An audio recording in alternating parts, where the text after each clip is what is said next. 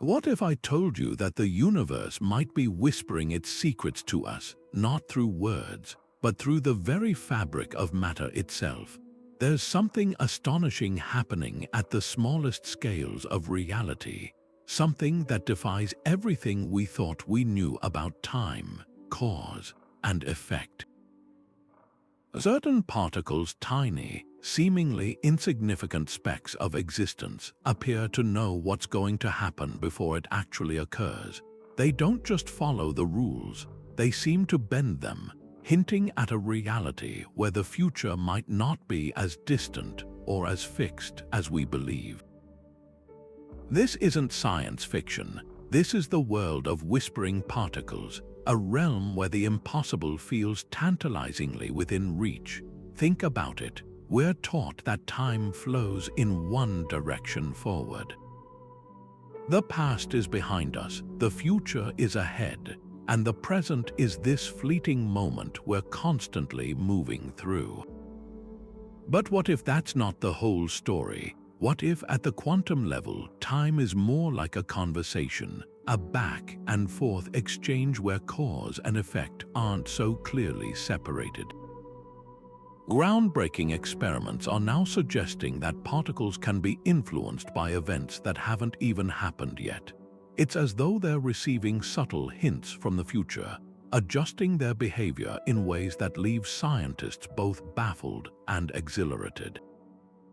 This idea doesn't just challenge physics, it invites us to reconsider our place in a cosmos far stranger and more interconnected than we ever imagined. In this video, we're going to explore one of the most mind-bending concepts modern science has to offer. We'll journey together through thought experiments that twist the mind, real-world lab results that seem to defy logic, and theories that stretch our understanding of reality to its breaking point. We'll meet the brilliant thinkers who dared to ask, what if time isn't what it seems? And we'll see how their courage to question the unknown is reshaping our vision of the universe. By the end, you may find yourself looking at time and your own place within it in a completely new light. So come with me. Let's unravel the mystery of the whispering particles and discover why some matter seems to know the future. So what exactly are these whispering particles? They're not tiny, sentient beings with knowledge of tomorrow's lottery numbers.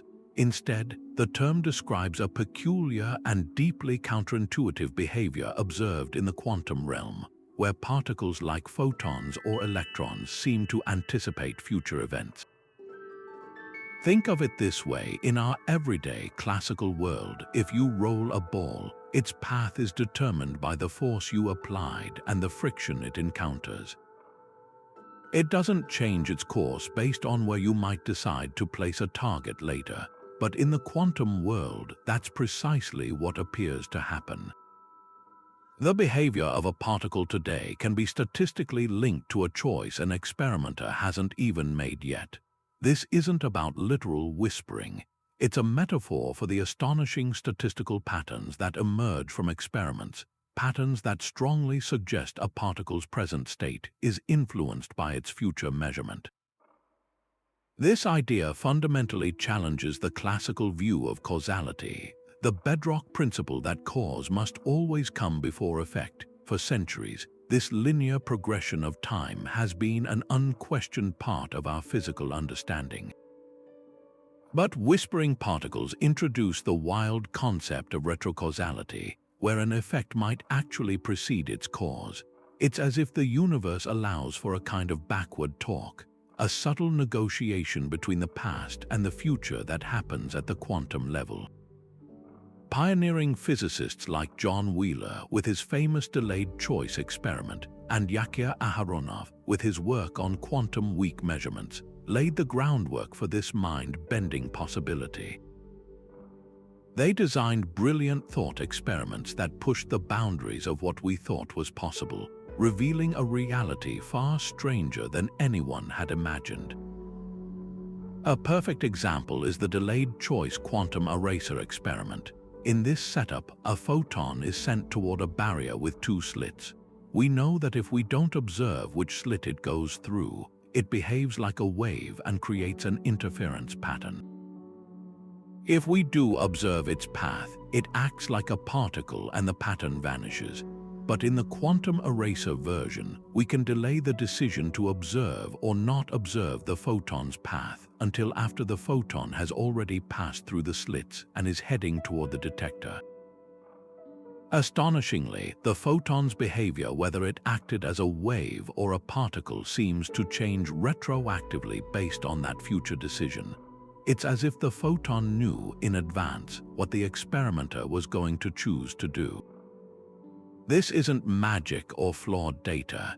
It's a repeatable, verifiable result that forces us to confront the true, non-intuitive nature of the reality we live in. The particles aren't whispering secrets. The universe itself is showing us that its script is far more flexible and interconnected than we ever dreamed. Long before modern labs with their precise instruments, the foundations of this mystery were being laid by the giants of physics, though they couldn't yet see the full picture. In the bustling intellectual atmosphere of the 1920s, as quantum mechanics was being forged, pioneers like Niels Bohr and Werner Heisenberg were already wrestling with behaviors that defied all classical intuition. They had successfully described the atom, but in doing so, they uncovered a reality that was fundamentally probabilistic and bizarrely interconnected. Particles didn't have definite properties until measured, and their states seemed instantly linked across vast distances. While the prevailing Copenhagen interpretation, championed by Bohr, offered a pragmatic way to calculate outcomes, it essentially sidestepped the deeper why by treating these oddities as inherent, unexplainable quirks of nature. The anomalies were there, whispering from the data, but the scientific consensus was to focus on prediction rather than perplexing explanation. Yet not everyone was content to accept this as the final word. Albert Einstein, in particular, was profoundly troubled by the implications. His famous phrase, "spooky action at a distance," wasn't just a casual dismissal. It was a deep-seated objection to what he saw as a violation of locality, the principle that objects can only be influenced by their immediate surroundings. In 1935, he, along with Boris Podolsky and Nathan Rosen, formulated the EPR Paradox as a thought experiment meant to show that quantum mechanics must be incomplete. They argued that if measuring one particle could instantly determine the state of another faraway particle, it suggested either that information traveled faster than light, breaking relativity, or that the particle's properties were predetermined all along, hidden from view. While Einstein hoped this would point toward a more complete classical theory, the paradox instead inadvertently highlighted a profound mystery, a connection that seemed to transcend not just space but potentially time itself.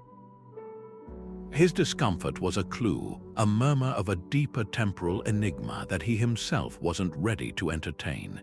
These early clues were often overlooked or deliberately suppressed by the scientific mainstream of the era. The Copenhagen interpretation was so powerful and successful for making calculations that it effectively became dogma. To question it was to risk being seen as unproductive or stuck in a classical past. The peculiarities, the subtle hints that particles might be coordinating in ways that challenged a linear flow of time, were brushed aside as statistical flukes or measurement errors. It was far easier to build a practical framework than to dive headfirst into the philosophical abyss of what these behaviors truly meant for the nature of reality and causality. This pattern isn't unique to physics. It's a recurring theme in the history of science. Revolutionary ideas often face initial resistance because they threaten established paradigms and force our uncomfortable rethinking of foundational beliefs. This historical perspective is crucial because it shows us that the path to discovery is rarely a straight line. Today's cutting-edge concepts about whispering particles and retrocausality are, in many ways, the second act of a story that began a century ago. The murmurs that Einstein and others detected but couldn't quite interpret are now being heard with greater clarity. We're revisiting those ignored anomalies with new tools and fresh courage, realizing that the pioneers' deepest puzzles might hold the keys to the next great leap in understanding our universe. Their overlooked questions are our guiding lights, proving that sometimes the future of science is hidden in the whispered secrets of the past. To truly wrap our minds around the strange idea of whispering particles, we need to build a solid foundation in the core principles of quantum mechanics. Forget everything you know about the predictable clockwork universe for a moment. At the subatomic level, the rules are not just different, they are profoundly counterintuitive. Three concepts are absolutely essential here: superposition, entanglement, and the strange, powerful role of observation. Let's start with superposition, which is arguably the most famous quantum quirk. In our everyday experience, an object is in one place at one time. A coffee cup is on the desk, not both on the desk and in the kitchen simultaneously. But an electron or a photon doesn't play by those rules. Until it is measured, it exists in a blur of all its possible states at once. It's not just here or there, it is, in a very real mathematical sense, both here and there, with each potential location having a specific probability. This leads us directly to the second pillar, the act of observation. This blurry cloud of possibilities, this superposition, doesn't last forever. The instant we measure the particle, the moment we look to see where it is, this delicate probability wave is said to collapse. It instantly picks a single, definite state from the menu of possibilities. It chooses a specific location, a specific spin, and becomes a classical object we can point to. This transition from the fuzzy quantum world to the definite classical world is instantaneous and remains one of the deepest mysteries in all of physics. What exactly constitutes a measurement? Why does the mere act of looking force the particle to make a choice? The standard textbook explanation often just accepts this as a fundamental postulate, a rule of the game without a deeper reason. Now let's weave in the third concept, entanglement. This is what Einstein famously called spooky action at a distance. Imagine we create two particles together so that their properties are linked or entangled. Then we send them flying off in opposite directions, across a room or even across the galaxy. If we measure one particle and find it has a certain spin, its entangled partner will instantly be found to have the corresponding opposite spin, no matter the distance separating them. This connection seems to happen faster than the speed of light, which appears to violate the laws of relativity. But here's the crucial part: no information is actually transmitted faster than light. It's as if the two particles are not two separate entities but a single, unified system that transcends space. So we have particles in multiple states until we look, and our looking forces a choice that instantly affects a partner particle potentially light years away. This is where our classical intuition about time starts to completely unravel. We assume the process is straightforward. The particle exists in a superposition, then we observe it, causing an instantaneous collapse into a single state. But what if that sequence isn't so linear? What if the moment of collapse isn't just a point in the present, but is somehow connected to events in the future? This is the radical question at the heart of whispering particles. Take the famous thought experiment of Schrödinger's cat. The poor feline is in a box with a lethal device triggered by the random decay of a single radioactive atom. Because that atom is in a superposition of decayed and not decayed, the cat is horrifyingly both alive and dead until someone opens the box and looks inside. The observation collapses the whole system into one reality. Now push that idea further. What if the decision to open the box and make that observation wasn't a random, free choice in the present? What if it was somehow influenced or even predetermined by a future condition or a future event? Suddenly, the cat state, its life or death, isn't just dependent on a present observation, but on a future one. This bends the timeline from a straight line into a loop, suggesting that the collapse of the wave function might be a much more complex event, woven into the fabric of time itself. This isn't just wild speculation. Brilliant minds like physicist David Deutsch have explored how quantum computers might theoretically leverage this very idea. A quantum computer works by placing its quantum bits or qubits into superpositions of 0 and 1, allowing it to perform vast numbers of calculations simultaneously. But to get a useful answer, it must collapse that superposition. Some interpretations suggest that the most powerful quantum algorithms might, in effect, be using results from the future to guide the collapse in the present, sifting through possibilities in a way that would be impossible for a classical computer. This primer in quantum mechanics isn't just dry theory. It's the essential toolkit we need to even begin contemplating a universe where time itself is flexible, where the future might gently tug on the present, and where particles quietly whisper secrets that defy the arrow of time. Now, let's bring these abstract ideas into sharp focus with one of the most brilliant and mind-bending experiments ever conceived: John Wheeler's delayed choice experiment. It takes the quantum weirdness we just discussed and amplifies it, suggesting that a decision you make right now can retroactively rewrite the history of a particle that has already finished its journey. Wheeler, a towering figure in physics who worked with both Einstein and Bohr, wasn't content with just accepting the strange rules of quantum mechanics. He wanted to push them to their absolute limit to see what they would reveal about the nature of reality itself. The core of his experiment is a clever twist on the famous double-slit setup. In the standard version, you fire particles like photons of light at a barrier with two slits. If you don't try to see which slit each photon goes through, it behaves like a wave and creates an interference pattern on the detector screen behind the barrier, a telltale sign that it passed through both slits simultaneously. But if you place a detector at the slits to observe the photon's path, it suddenly behaves like a single, localized particle, and the interference pattern vanishes. The act of observation forces it to choose a single history. Wheeler's genius was to ask, what if we delay that choice? What if we wait until after the photon has already passed through the slits and is almost at the final detector before we decide whether to look back and see which path it took? In his delayed choice design, we can insert a second set of optics, a quantum beam splitter, right before the photon hits the final screen.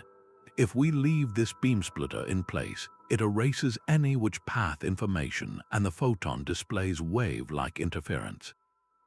If we remove the beam splitter, the setup effectively acts as a which path detector, and the photon behaves like a particle. The crucial point is that we make this decision after the photon has already done the work of traveling through the apparatus.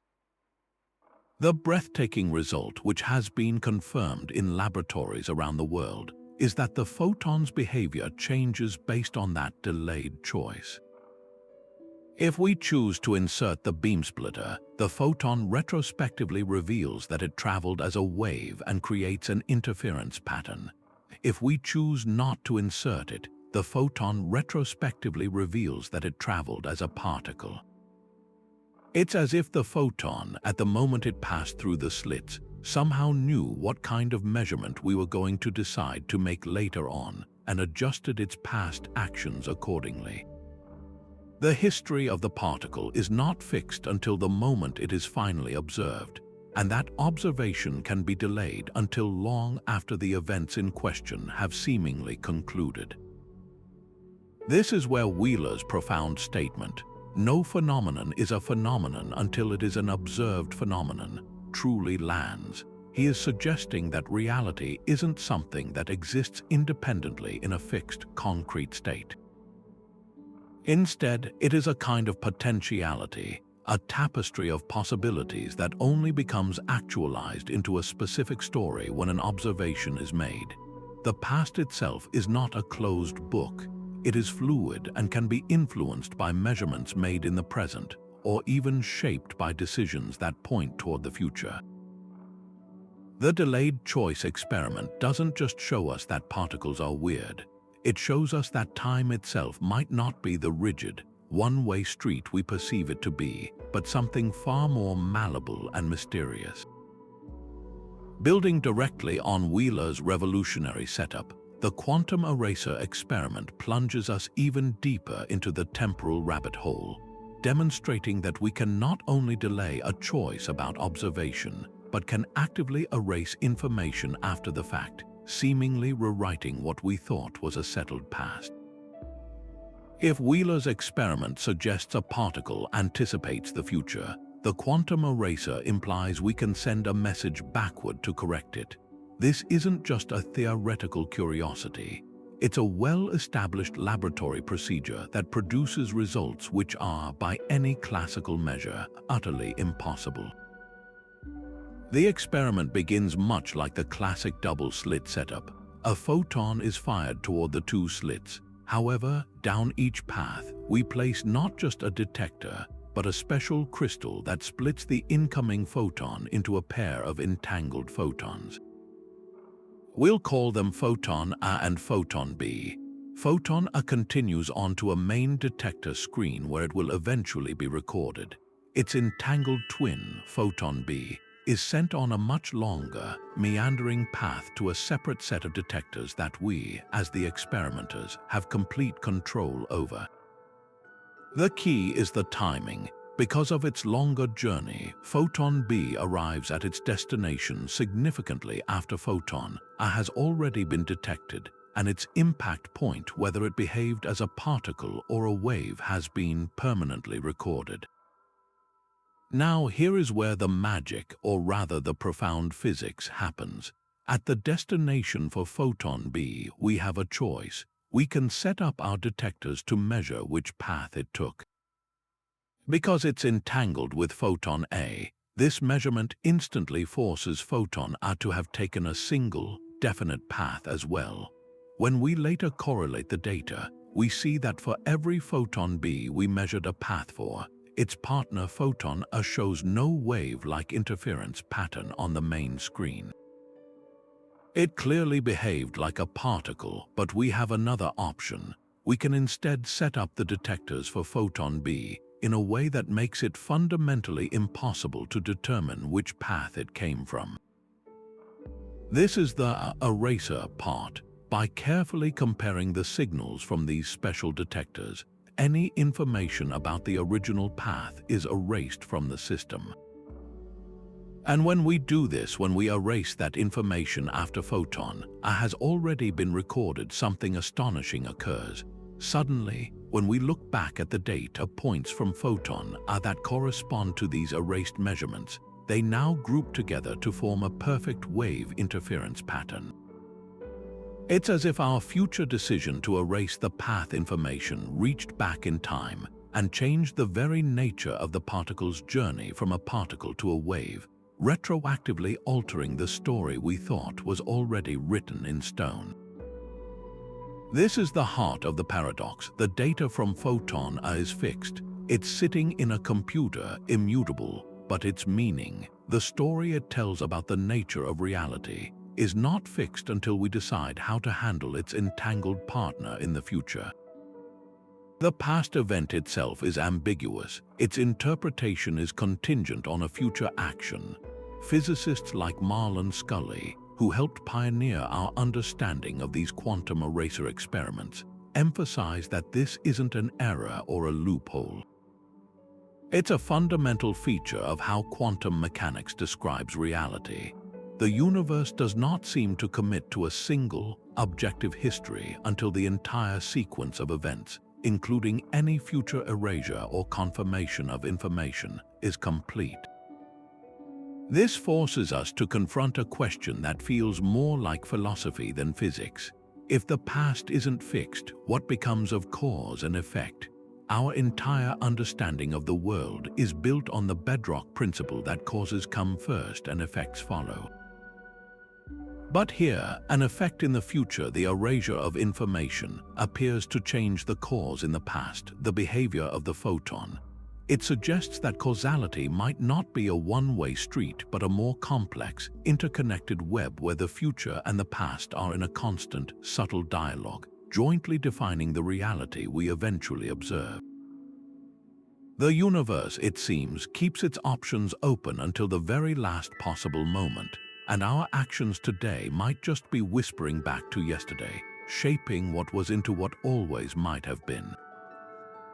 So if our future choices can seemingly rewrite the past, as these incredible experiments suggest, we are forced to confront a theory that sounds like it belongs in science fiction, but is taken seriously by a growing number of physicists and philosophers: retro-causality. This is the radical proposal that cause and effect are not a one-way street.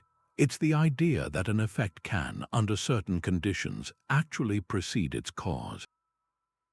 In the context of our quantum world, this would mean that a measurement made in the present, or even the future, can ripple backward in time to influence the state of a particle in what we would traditionally call the past.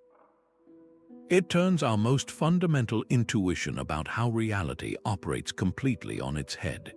We are hardwired to believe that a dropped glass shatters because it hit the floor, not that the floor somehow rose up to break the glass after it had already shattered. Yet, at the quantum scale, the equations and experimental results are whispering that this kind of backward-in-time influence might not just be possible, but could be a fundamental feature of how the universe works. Proponents of this view, like philosopher Hugh Price and physicist Matthew Laffer, are quick to clarify that this is not about mystical time travel or violating the laws of physics. They argue that retro-causality is a perfectly consistent and logical interpretation of the existing mathematics of quantum mechanics. In fact, it can provide surprisingly elegant solutions to some of quantum theory's most stubborn puzzles. Think of it not as a cosmic contradiction, but as a different way of bookkeeping.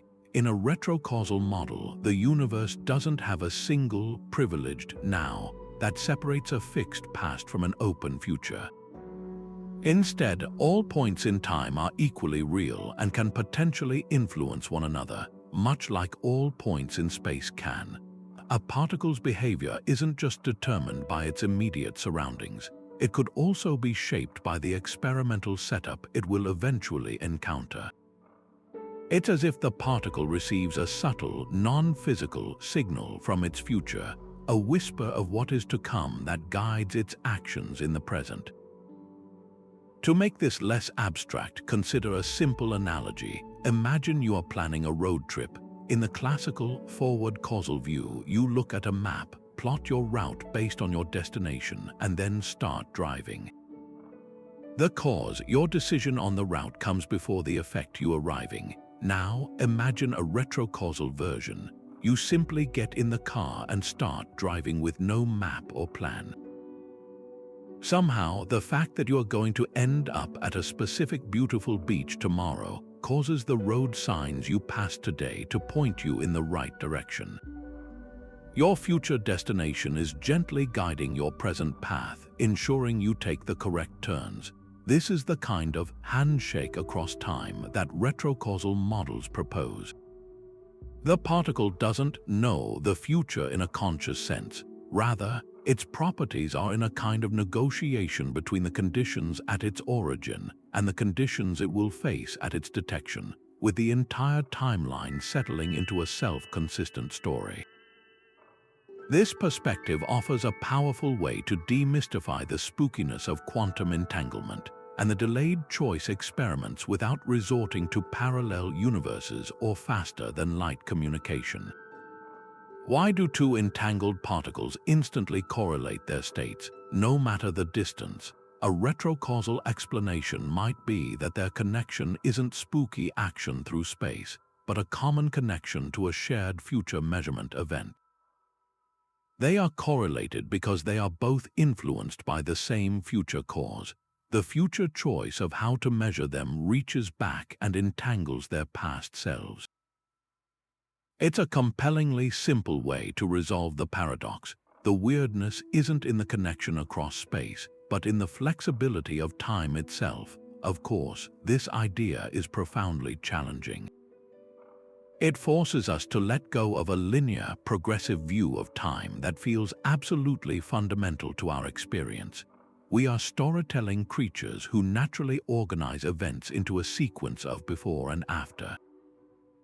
Retro-causality suggests this sequence might be a kind of illusion, a useful approximation for our macroscopic world that completely breaks down at the fundamental quantum level.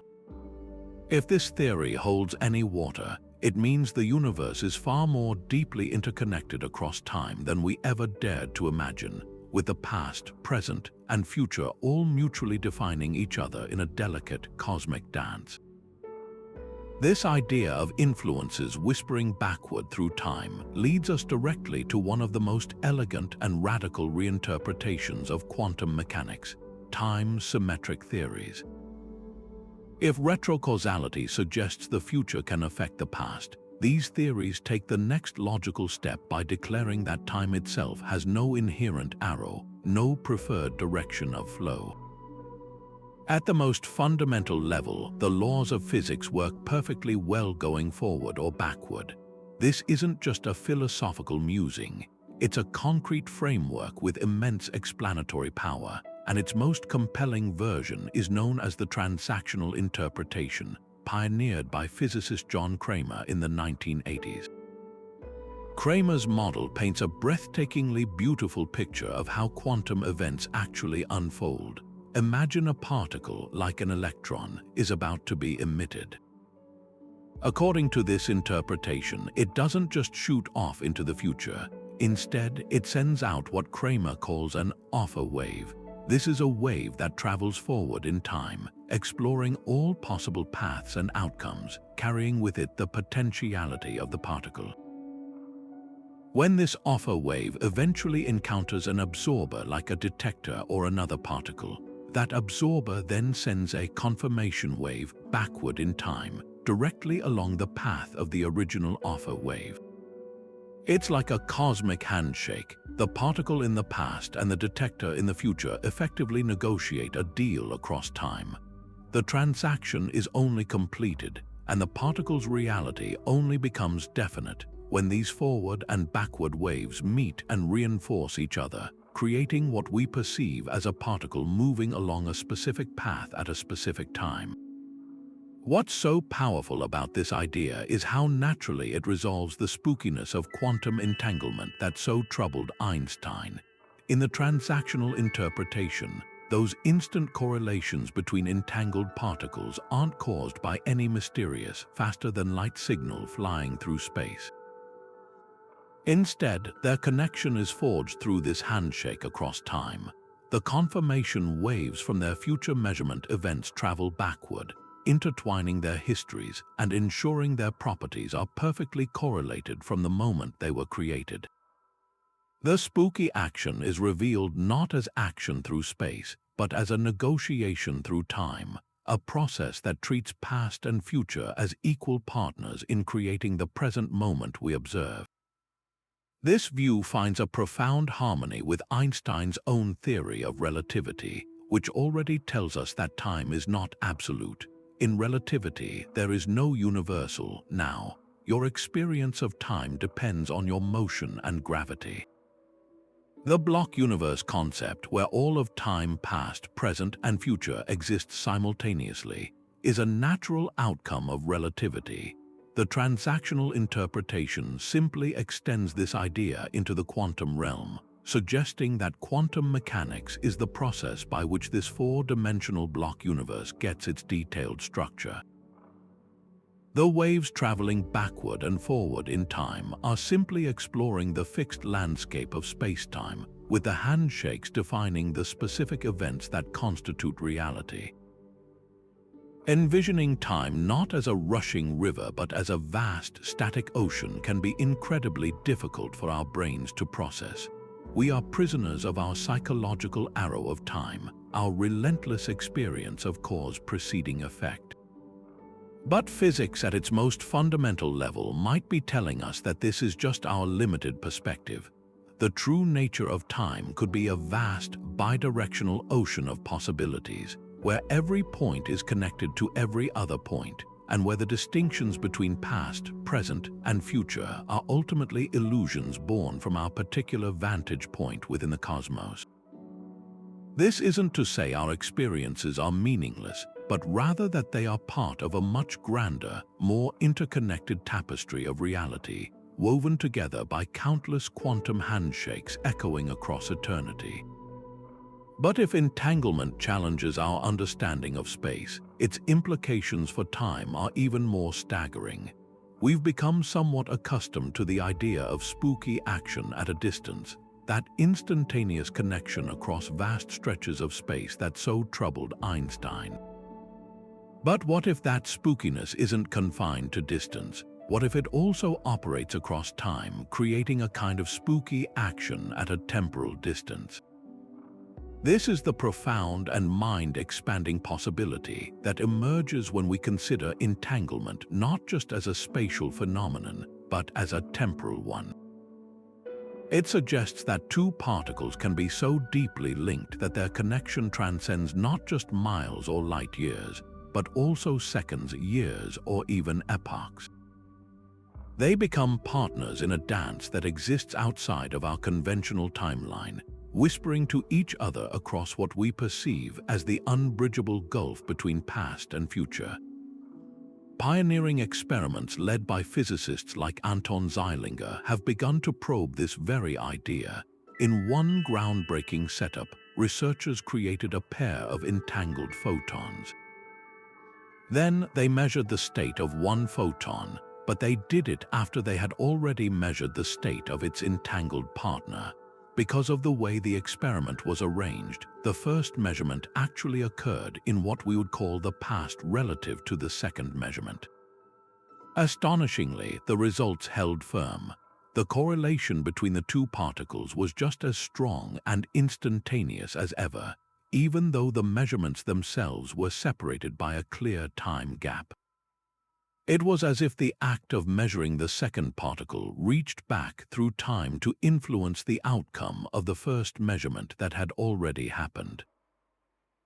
The particles weren't just connected across space, they were coordinated across time, their fates intertwined in a way that makes our linear experience of cause and effect feel completely inadequate. Now, this is the point where many people understandably get worried about paradoxes. If we can change the past, couldn't we create a situation where we prevent our own grandparents from meeting, thereby preventing our own existence? This is where the subtle, beautiful consistency of quantum mechanics comes into play. Crucially, this temporal entanglement does not allow for useful information to be sent backward in time. You cannot use this effect to send a message to your past self. The correlation between the particles is entirely random and only becomes apparent after both measurements have been made and the results are compared by someone in the present. In that comparison, looking backward, we see the eerie connection, but in the moment for the experimenter making the first measurement, the result appears completely random and ordinary. There is no signal, no message, no data that travels faster than light or backward in time in a way that could create a logical paradox. The universe, in its infinite cleverness, maintains a consistent story even while allowing for these incredible temporal connections. This reveals a breathtaking vision of reality. The phenomenon we entanglement might not be about a mysterious force traveling through space to connect two distant particles. Instead, it might be a sign that at the most fundamental level, the universe is not locally real in time, just as it is not locally real in space.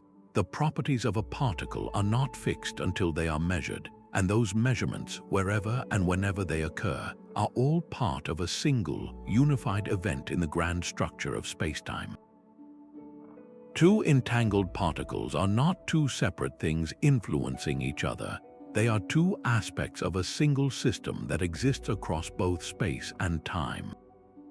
Their connection is timeless, a fundamental unity that our sequential brains can only perceive as a mysterious whisper from one moment to another, forever hinting at a deeper, more interconnected cosmos where past, present, and future are all part of one magnificent, inseparable whole. But if particles can be entangled across time and the future can whisper to the past, what role do we play in this cosmic conversation? This brings us to one of the most controversial and fascinating questions in all of physics: the role of consciousness. Some interpretations of quantum mechanics, most notably the von Neumann-Wigner theory, propose that the conscious mind isn't just a passive witness to reality, but an active participant in its very creation. The idea is that the wave function, that blurry cloud of potentiality, only collapses into a definite reality upon being observed by a conscious entity. In this view, the entire universe existed in a hazy state of superposition until the first conscious being evolved to look at it and force it to make up its mind. It's a staggering proposition that places life and mind at the very center of cosmic evolution, suggesting that observation is the fundamental act that crystallizes possibility into actuality. This isn't about having psychic powers or manifesting your desires through positive thinking. It's a rigorous, though highly debated, interpretation of the quantum math. If consciousness is indeed the mechanism that collapses the wave function, then it creates a profound bridge between the past and the future. The present moment of observation becomes the nexus where potentiality from the past meets the actuality of the future. This leads to an even wilder possibility. If our conscious observation in the present can define a particle's past, could our future conscious intentions somehow reach back to influence present outcomes? Could our decisions tomorrow be subtly guiding the seemingly random quantum events happening around us today? This would mean that we, as conscious observers, are not just reading the story of the universe but are co-authoring it across time, our minds whispering to particles just as they whisper to us. Eminent thinkers like the Nobel laureate Roger Penrose have ventured into this controversial territory, though from a slightly different angle. Penrose, in collaboration with anesthesiologist Stuart Hameroff, proposed the theory of orchestrated objective reduction. They suggest that the brain's microtubules, tiny structures within our neurons, might be capable of harnessing quantum processes.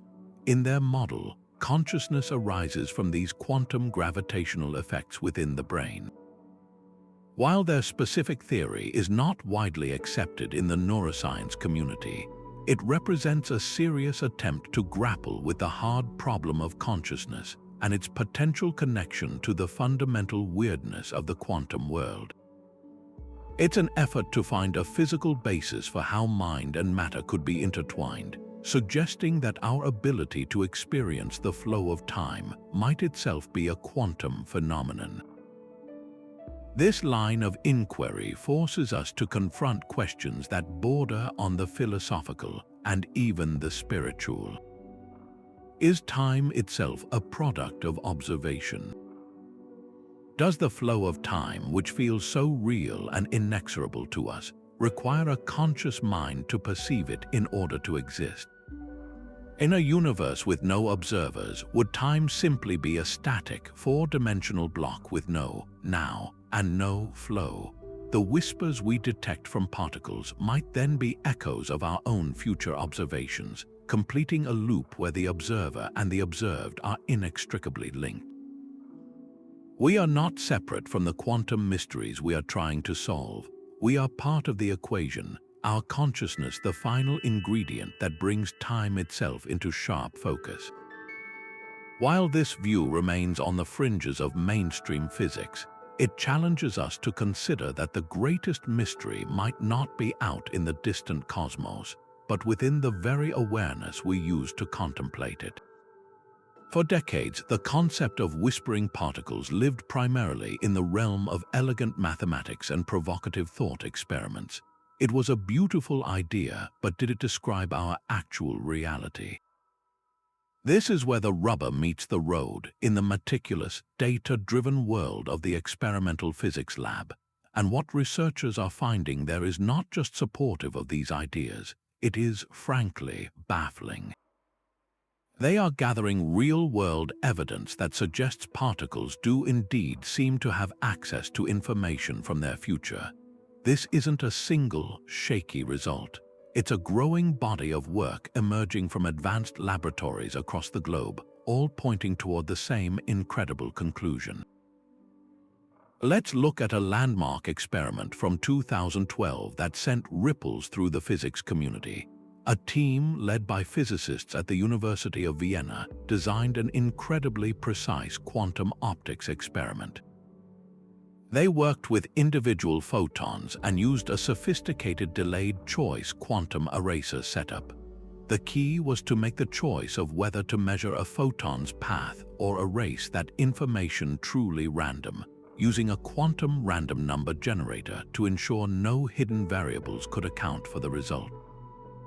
They then compared the behavior of the photons against two different models, the standard quantum mechanical prediction and a retro-causal model where the future measurement setting influences the past state of the photon.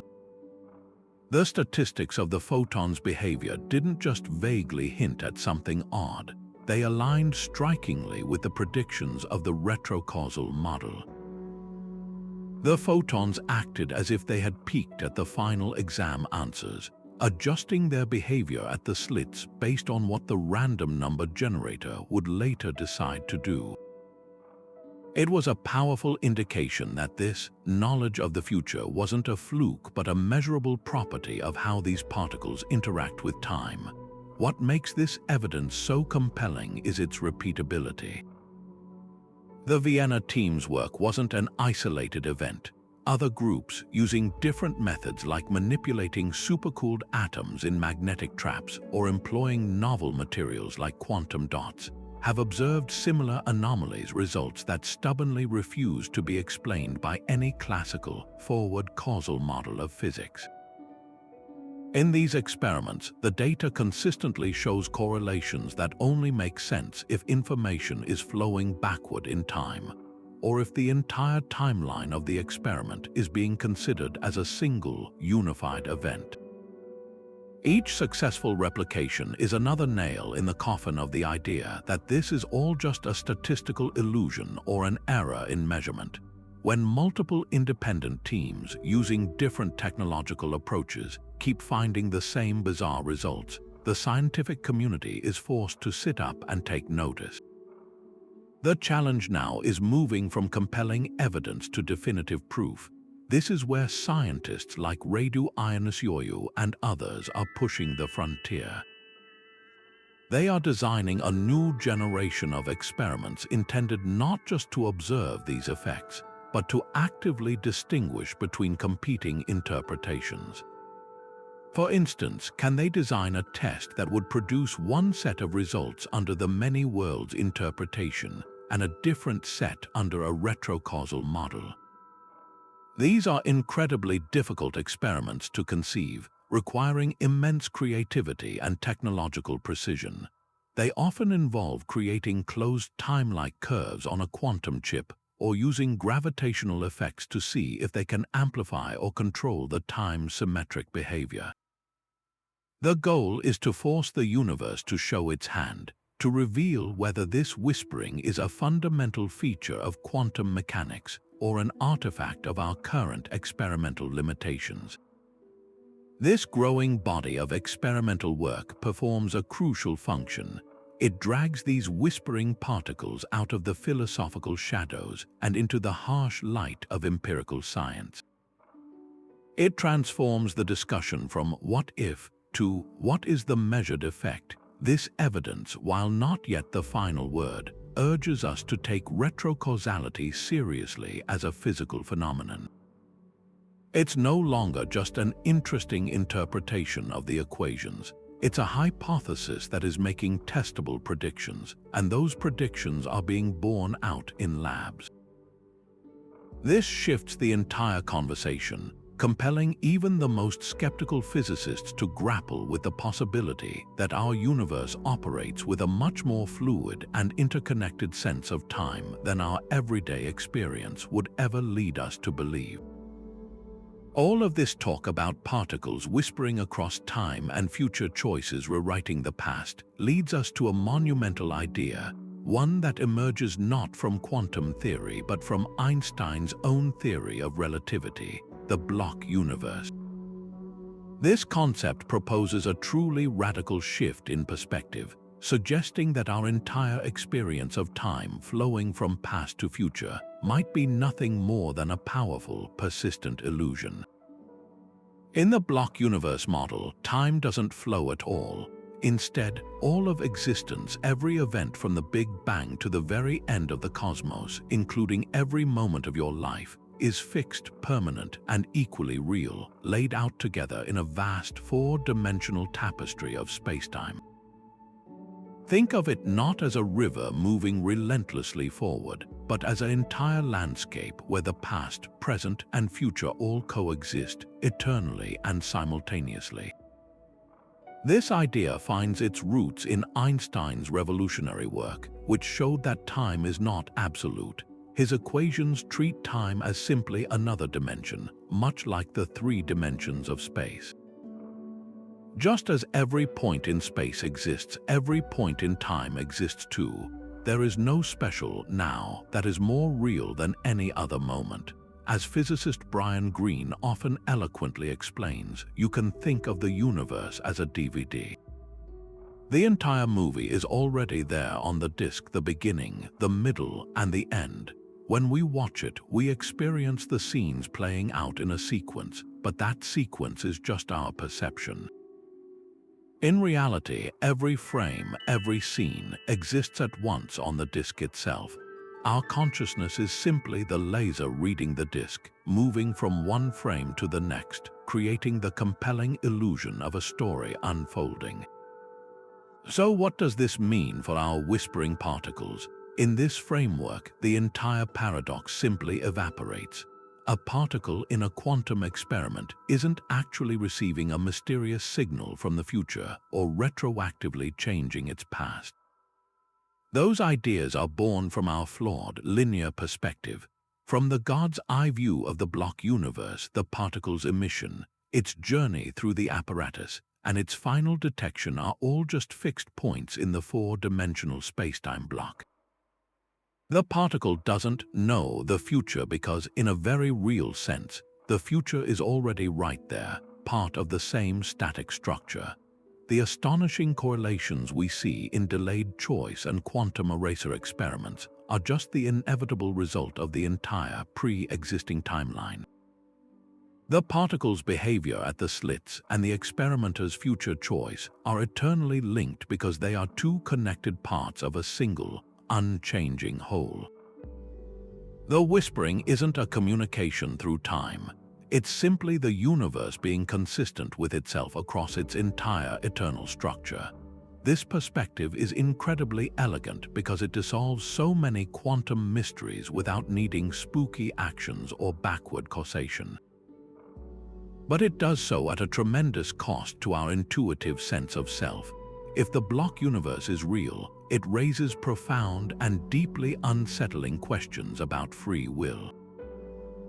If every decision you will ever make is already fixed in the cosmic block, just like every decision you have already made, then do you truly have any choice at all?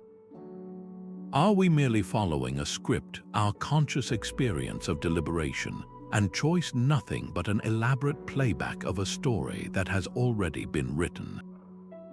This is a philosophical quandary that physicists and philosophers vigorously debate. Some argue that free will can be compatible with the block universe, that our conscious process of reasoning is the mechanism by which the fixed timeline gets expressed. Others find the idea utterly fatalistic, a vision of a predetermined cosmos where our lives are set in stone. Ultimately, the block universe model challenges us to disentangle our perception from reality. Our brains have evolved to experience time as a flow because that perception is incredibly useful for survival. It helps us remember causes, anticipate effects, and navigate the world. But physics might be telling us that this flow is not a fundamental feature of the universe. It's a feature of our psychology, a biological user interface for interacting with a reality that is far more vast, strange, and static than we can possibly imagine. The whispers we detect from particles are not anomalies. They are clues, tiny glimpses of the true, timeless nature of existence, reminding us that we are not moving through time, but are simply permanent parts of its infinite, breathtaking landscape. Now, if the idea of particles whispering across time or the entire universe being a static block feels overwhelmingly strange, there's another interpretation that brings the mystery right back home to our own minds. This view is called quantum Bayesianism, or cubism for short, and it offers a radically different perspective. It suggests that the weirdness we observe might not be a feature of the universe itself, but a feature of how we, as limited human agents, interact with and understand that universe. In the cubist view, quantum probabilities aren't objective statements about what a particle is doing. They are deeply personal, subjective statements about what we believe a particle will do, based on our current state of knowledge. It transforms quantum mechanics from a description of reality into a guide for making better bets about our future experiences. Let's break that down with a powerful analogy from everyday life. Imagine you're about to flip a coin. Classically, we'd say the probability of it landing heads is 50%. But a cubist would say that this 50% isn't an inherent property of the coin. It's a numerical expression of your personal belief, your degree of confidence in the outcome, given everything you know about coins, flipping, and physics.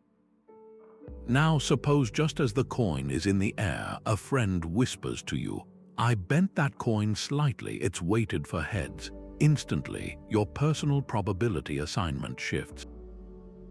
You might now believe there's an 80% chance it lands heads.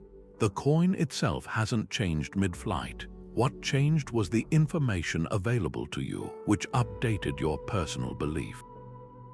Cubism applies this exact same Bayesian reasoning, the math of updating beliefs with new evidence, to the quantum world. The probabilities in quantum mechanics are not fixed truths etched into the fabric of reality. They are personal betting odds. So, what does this mean for our whispering particles? In the delayed choice experiment, when we see a photon change its apparent past behavior based on a future measurement choice, a cubist doesn't see a particle rewriting history. Instead, they see an agent, the scientist, radically updating their beliefs about what must have happened in the past. The events themselves are fixed. The photon took a specific, real path, but we, the observers, were simply ignorant of that path until we conducted the final part of the experiment. When the future information from the delayed choice finally arrives, it forces us to update our story about the past to maintain a consistent narrative. The whisper isn't a signal traveling through time. It's the sound of our own understanding clicking into place as new data arrives. The spooky connection is all in our heads, a necessary recalibration of our mental model of the world. This pragmatic approach is championed by physicists like Christopher Fuchs, who argues that we should stop asking what quantum mechanics says about the universe and start asking what it says about the interface between us and the universe. For cubists, quantum theory is the world's most successful user manual for navigating reality and making predictions, not a direct map of reality itself. It's a tool for managing our expectations and dealing with the inherent uncertainty of our interactions with the quantum realm. This view elegantly sidesteps the philosophical quagmires of time travel and multiple worlds. It doesn't require the future to affect the past or a multiverse of branching realities. It only requires that we acknowledge the limits of our knowledge and be willing to constantly revise our beliefs as we gather more experience. This makes cubism incredibly empowering in a very human way. It places us, the observers, back at the center of the story, not as mystical consciousnesses that collapse wave functions, but as rational agents constantly learning and adapting. The whispers we hear from particles are not cosmic secrets. They are the echoes of our own evolving understanding, the satisfying moment when a confusing puzzle finally makes sense. It suggests that the greatest quantum mystery might not be out there in the universe, but in the remarkable human capacity to build accurate, useful models of a world that will always hold some element of surprise. Yet for all this mind-bending quantum weirdness, our everyday world feels stubbornly normal and predictable. A dropped glass shatters on the floor. It never spontaneously reassembles and leaps back into your hand. We remember the past vividly but can only guess at the future. This powerful, one-way direction to our experience is what physicists call the arrow of time, and its primary engine is not some quantum mystery but a fundamental principle of thermodynamics, entropy. The second law of thermodynamics states that the total entropy, or disorder, of an isolated system always increases over time. It's this relentless march toward disorder that gives our macroscopic world its consistent, irreversible forward momentum. Scrambled eggs don't unscramble. Perfume disperses throughout a room but never gathers back into the bottle. This is the thermodynamic arrow of time, and it's the one we are most intimately familiar with in our daily lives. This creates a fascinating tension. At the tiny, isolated scale of individual particles, the laws of quantum mechanics seem to be almost completely time-symmetric. The equations work just as well going forward as backward. This is the realm where whispering particles and retrocausal handshakes can potentially operate, where the future might gently nudge the past. But at our large, everyday scale, the overwhelming drive of entropy imposes a powerful and unmistakable directionality. So why don't we see cups unbreaking or shattered wine glasses miraculously reforming? The answer lies in a process called decoherence, which acts as a bridge between the quantum and classical worlds. Think of decoherence as the reason quantum weirdness gets lost in the crowd. A single quantum particle can happily exist in a superposition, its waves of possibility spreading out and interacting with potential futures. But when that particle is part of a much larger system like the trillions upon trillions of atoms that make up a coffee cup, it immediately becomes entangled with its environment. Every single photon of light bouncing off it, every air molecule colliding with it, is effectively a measurement. This constant bombardment by the environment forces the system to rapidly lose its quantum coherence. All those strange superpositions and interferences get averaged out into a single, definite classical state. The information about all those other possibilities doesn't vanish. It leaks out into the environment, becoming so hopelessly scrambled and dispersed that it's effectively lost forever. This is why the cup has a definite position on the table, and why, when it falls, its breakage is a one-way ticket to a higher state of disorder. Physicists like Sean Carroll beautifully articulate how this explains the apparent conflict. The quantum world, in its pristine isolation, might indeed be buzzing with time-symmetric possibilities and retrocausal whispers. but the second we try to Chinese letter that effect, to see it in the world of objects large enough for us to see and touch, decoherence crashes the party. The sheer number of interactions with the environment forces a definite history to be chosen, and the overwhelming statistical weight of entropy ensures that history only flows in one direction, toward greater disorder. The whispering particles are still there, operating beneath the surface, but their delicate signals are drowned out by the deafening roar of thermodynamic inevitability. They can only have their quiet conversations in carefully shielded laboratories, far from the messy, disruptive noise of the everyday world. This reveals a profound and layered reality. The universe might not have a single arrow of time, but several. The thermodynamic arrow pushes forward. The psychological arrow, our perception of time's flow, moves forward with it. But at the most fundamental quantum level, the arrow might be far more flexible, even fuzzy. The whispers of retrocausality aren't broken or wrong. They are simply operating on a channel that our classical, entropy-dominated brains are not wired to easily perceive. They are the subtle, hidden currents beneath the much stronger and more obvious flow of the river of time, detectable only with the most sensitive instruments and the most open minds. But if particles can whisper and entropy dictates our macroscopic reality, a truly tantalizing question emerges from the intersection of these ideas. Can meaningful information itself, the very data that constitutes a message, somehow flow backward through time? Classical information theory, the bedrock of everything from the internet to genetics, is built upon a foundational assumption that is so obvious we rarely even state it: causality. A message is encoded, sent through a channel, and then received and decoded. The cause, the act of sending, always comes before the effect, the act of receiving. This forward-only flow is so ingrained in our technology and our thinking that to question it seems to violate the very logic of communication itself. Yet the quantum realm, with its whispering particles and time-symmetric equations, refuses to play by these classical rules. Certain quantum models formally allow for what physicists call negative time delays in information processing.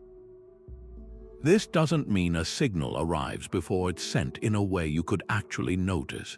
Rather, it suggests that within the complex mathematics describing a quantum system, the flow of information isn't strictly bound to a positive progression of time. This has given rise to a fascinating and highly theoretical field of study: retrocausal quantum communication. Researchers in this area are rigorously exploring whether the laws of physics might, in principle, permit a form of signaling where the reception of a message could, in some sense, precede its transmission.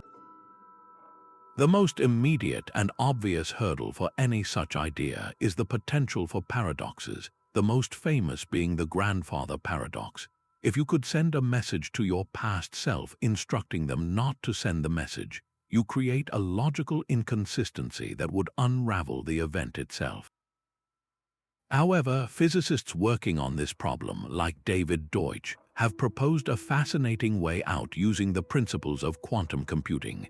Deutsch explored the concept of simulating closed time-like curves on a quantum computer. A closed time-like curve is a hypothetical path through the fabric of spacetime that loops back onto itself, allowing information or an object to return to its own past.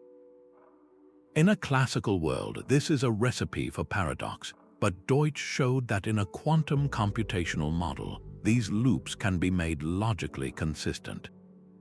The quantum system would essentially process the information in a superposition of states, ensuring that any message sent back in time would only ever be one that results in a consistent, non-paradoxical history. The computer wouldn't output a message that says, "Don't send me." It would only output messages that are consistent with the timeline that already includes them being sent. It's crucial to understand that this isn't about building a practical time machine for sending emails to the past. The energy requirements and technological barriers are almost certainly insurmountable. Instead, this line of inquiry is about probing the absolute fundamental limits of information flow in a quantum universe. It forces us to ask, are the laws of physics fundamentally opposed to any form of backward-in-time signaling, or do they merely make it so difficult and constrained that it's effectively impossible for all practical purposes? The fact that we can even model these consistent loops on a quantum computer without the system crashing into a logical error is a profound hint that the answer might be the latter.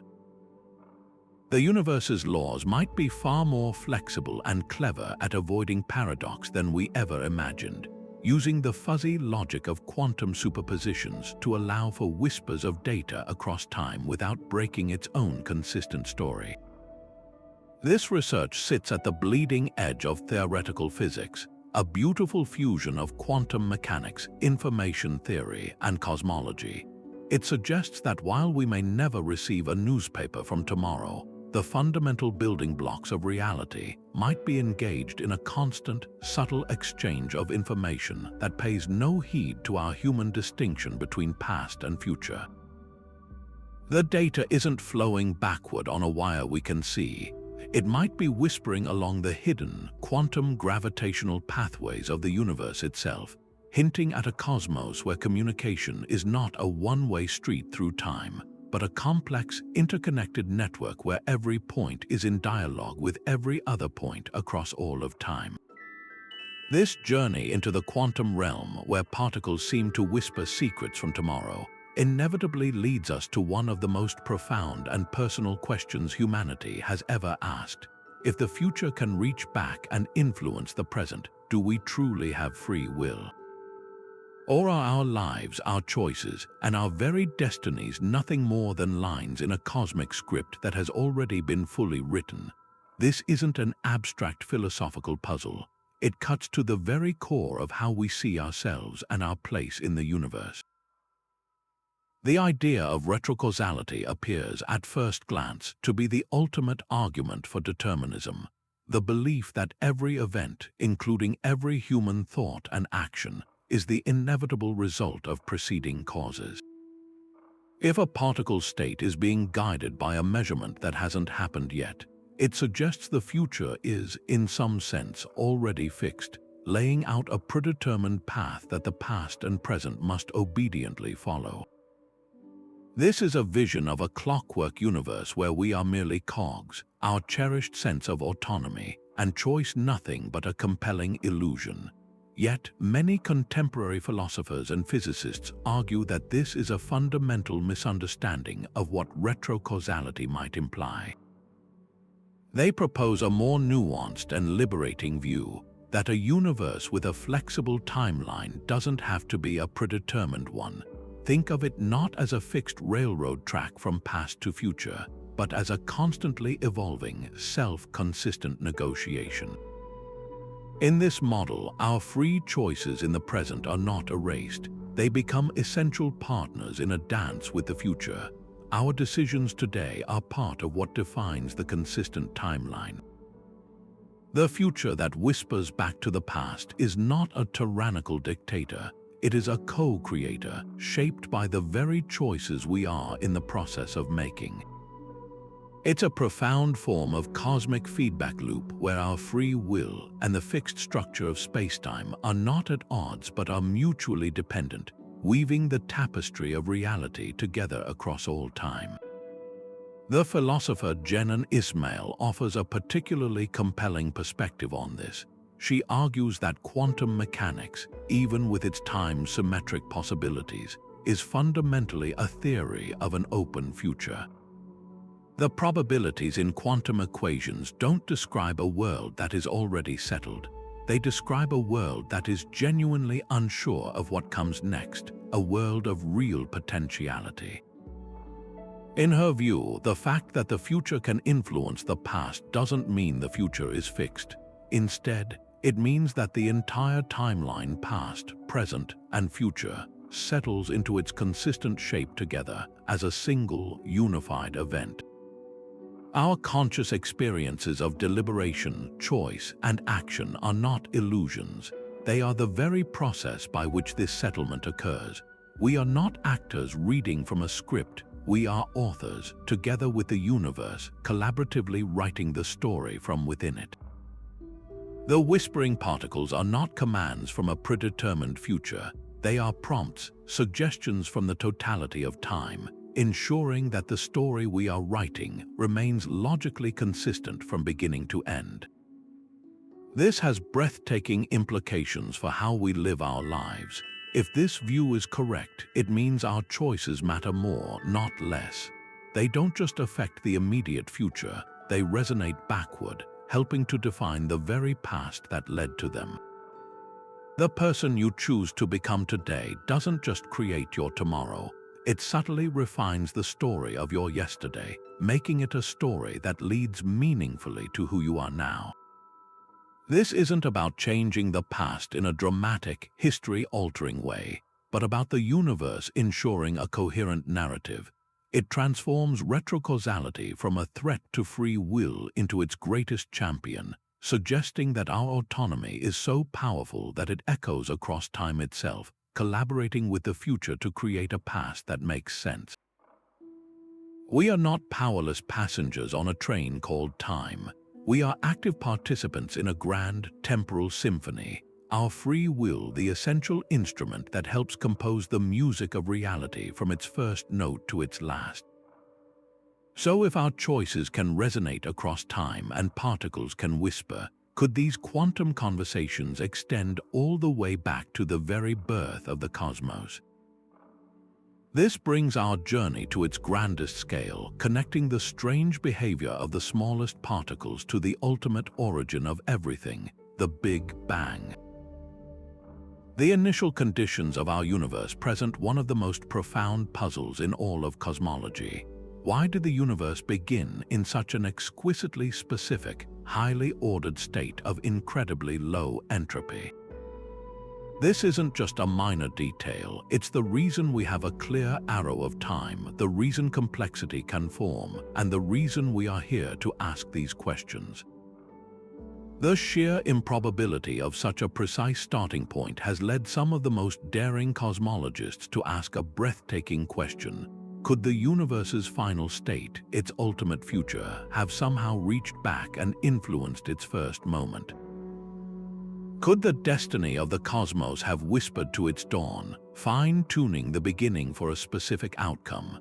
This idea finds a startling mathematical expression in theories like the Wheeler-DeWitt equation, a cornerstone of attempts to quantize gravity and develop a theory of quantum cosmology. This equation, formulated by John Wheeler and Bryce DeWitt, describes the entire universe as a single quantum object, and in doing so, it makes no reference to time at all. The variable for time simply vanishes from the equation, suggesting that at the most fundamental level, the universe is timeless. Past, present, and future are all encompassed in a single, static description. In this framework, asking whether the future influenced the past becomes almost meaningless, because the distinction between them is itself an illusion born from within the universe. The Big Bang and the far future are not separate events in a sequence. They are eternally connected parts of a single, coherent whole, forever entangled in a cosmic embrace that transcends time as we know it. Building on this timeless view, thinkers like Lee Smolin have ventured even further, proposing that the laws of physics themselves might not be eternal and immutable. In Smolin's theory of cosmological natural selection, the laws and constants of nature could actually evolve from one universe to the next within a multiverse. But if laws can evolve, could they also be subject to a form of temporal feedback? Could the conditions that emerge in the future of a universe, like the development of life or the dominance of dark energy, send a signal back to its beginning, subtly adjusting the very laws that made that future possible? This isn't about a conscious designer. It's a physical mechanism, a form of cosmic feedback loop where the universe's maturity influences its own infancy, ensuring consistency and perhaps even stability across its entire existence. Consider the mysterious force of dark energy, which is causing the expansion of our universe to accelerate. Its strength seems finely tuned to an astonishing degree. If it were slightly stronger, the universe would have ripped itself apart before galaxies could form. If slightly weaker, it would have collapsed back in on itself long ago. From a conventional perspective, this is just a lucky, inexplicable brute fact. But through the lens of these cosmological connections, one might speculate that the eventual dominance of dark energy in the far future somehow whispered back to the first instance after the Big Bang, guiding the inflationary field to set the precise value we observe today. The effect, the accelerating expansion billions of years later, helped shape the cause, the initial conditions that allowed for it. This creates a deeply satisfying, self-consistent loop where the universe's beginning and its end are in a continuous, silent dialogue, jointly defining the reality we find ourselves in. This breathtaking synthesis connects the unimaginably vast to the infinitesimally small. The same quantum principles that allow a single photon to seemingly anticipate a future detector setting might also be operating on a cosmic scale, governing the behavior of the entire universe. The whispering particles in our labs are not separate from the whispering cosmos. They are local manifestations of a global, timeless reality. They are tiny echoes of the grand conversation between the Alpha and the Omega, showing us that the fabric of time is not a simple line but a complex, interconnected web where every event, from the birth of a universe to the click of a detector, is part of a single, coherent, and profoundly beautiful story. But what if these whispers from the future could be harnessed? What if we could move beyond observing these bizarre effects and actually use them to build a new generation of technology? This isn't just a thought experiment anymore. It's a thrilling frontier of research where the most abstract principles of quantum mechanics could soon yield incredibly practical tools. The field of quantum computing, which already promises to revolutionize everything from medicine to material science, might find its most profound power not just in processing information in superposition, but in processing it with a subtle awareness of time itself. Researchers like Seth Lloyd at MIT have long hypothesized that the true potential of a quantum computer lies in its ability to, in a very specific sense, leverage outcomes from the future to streamline calculations in the present. Imagine an algorithm that doesn't just brute force its way through every possible solution simultaneously, but one that is subtly guided, its paths pruned and optimized by a whisper of the final answer, a hint of the most efficient route. This wouldn't be magic, it would be a direct application of the same retrocausal principles we see in the delayed choice experiment, engineered into the heart of a processing unit. The implications for fields like cryptography are staggering. Modern encryption often relies on the immense computational difficulty of factoring very large numbers, a task that would take a classical computer centuries. A quantum computer using Shor's algorithm can theoretically solve this problem quickly by exploiting superposition and interference. But if retrocausal effects could be incorporated, the process might become exponentially more efficient. The machine wouldn't just be calculating all possibilities, it might be receiving a faint collective nudge from the successful outcomes, allowing it to converge on the correct prime factors almost instantaneously. This wouldn't just break current encryption, it would force us to reinvent the entire concept of digital security from the ground up, based on a completely new physics of information that acknowledges time's fluidity. Beyond breaking codes, this could supercharge simulation. Consider the challenge of modeling complex systems like folding proteins or forecasting global climate patterns. These problems involve navigating a labyrinth of possibilities so vast that even our most powerful supercomputers struggle. A quantum computer leveraging retrocausal effects could, in principle, avoid the dead ends from the start. It's like trying to find your way through an enormous maze. A classical computer checks every corridor one by one. A standard quantum computer checks all corridors at once. But a retrocausally enhanced quantum computer would have a faint sense of the exit from the very beginning, its calculations biased toward the correct path by the future certainty of the solution. This isn't about predicting the future, it's about allowing the logical structure of the solution, which exists in a timeless mathematical sense, to guide the computational process backward, turning an intractable problem into a manageable one. Of course, we must temper this excitement with a heavy dose of reality. This application remains deeply speculative, a theoretical possibility on the far horizon of our understanding. The engineering challenges are monumental. Isolating and controlling a quantum system well enough to observe these delicate time-symmetric effects is difficult enough. Actively harnessing them to perform a useful computation is a challenge of another magnitude entirely. It would require an unprecedented level of control over decoherence, that constant environmental noise that destroys quantum states. We are still in the very earliest days of building reliable quantum bits or qubits.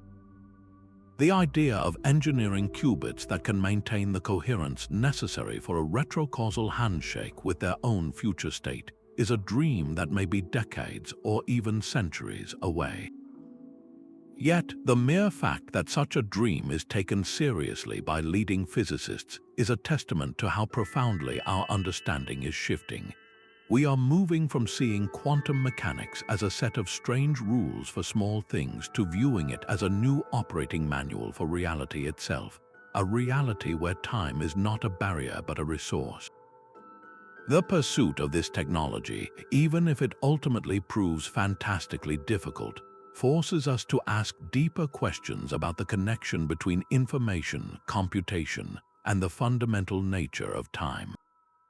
Each step we take toward building a quantum computer is not just a technical achievement. It is an experiment that probes the very fabric of causality, turning the philosophical whispers of particles into the tangible hum of a processor, and bringing us closer to a future where we don't just compute with space, but with time itself. Of course, the scientific community's response to such a radical idea as whispering particles is far from a unanimous embrace. For every physicist captivated by the elegance of retrocausality, there is another who sees it as an unnecessary complication, a flight of fancy that ignores more grounded, if equally strange, explanations.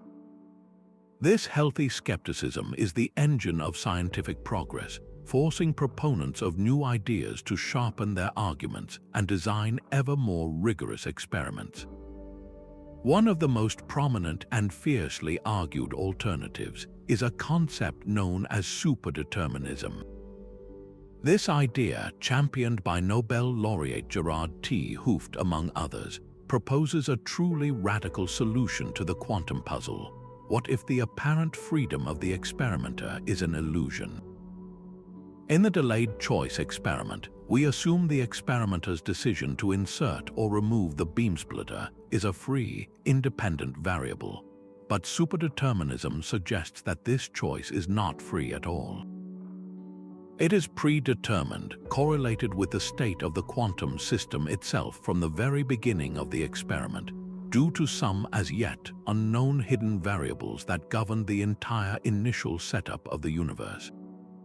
Imagine the entire cosmic experiment, from the Big Bang to your lab, was set in motion with every event, every particle's path, and every human decision already perfectly correlated.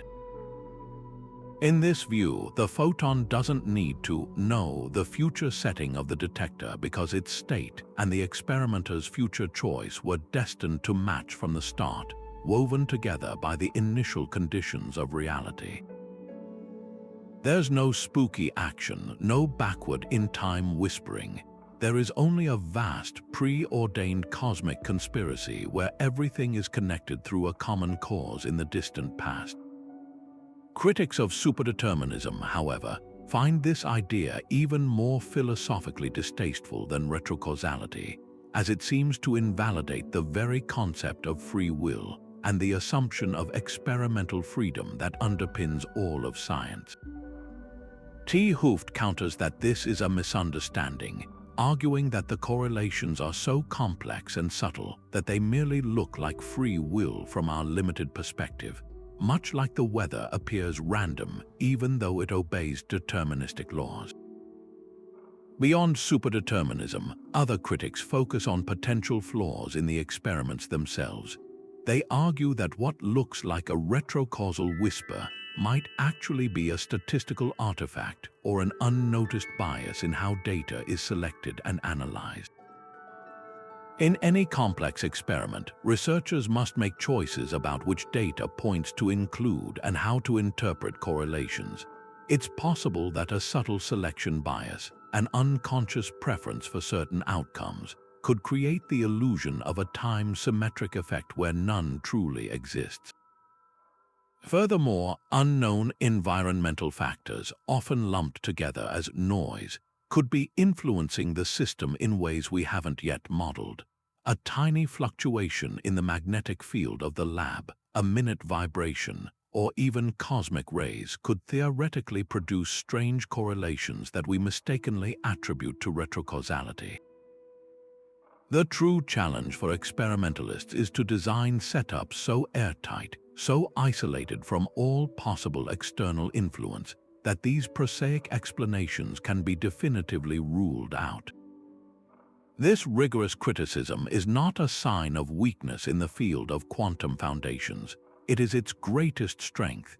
The history of science is littered with beautiful theories that were ultimately undone by a stubborn fact or a flawed assumption. The demand for extraordinary evidence forces researchers to be more creative and more precise.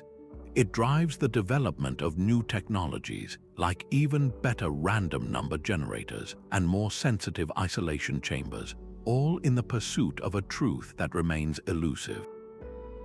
The current state of play is not a battle between right and wrong, but a vibrant, sometimes heated, discussion about how best to interpret the astonishing behavior of the quantum world.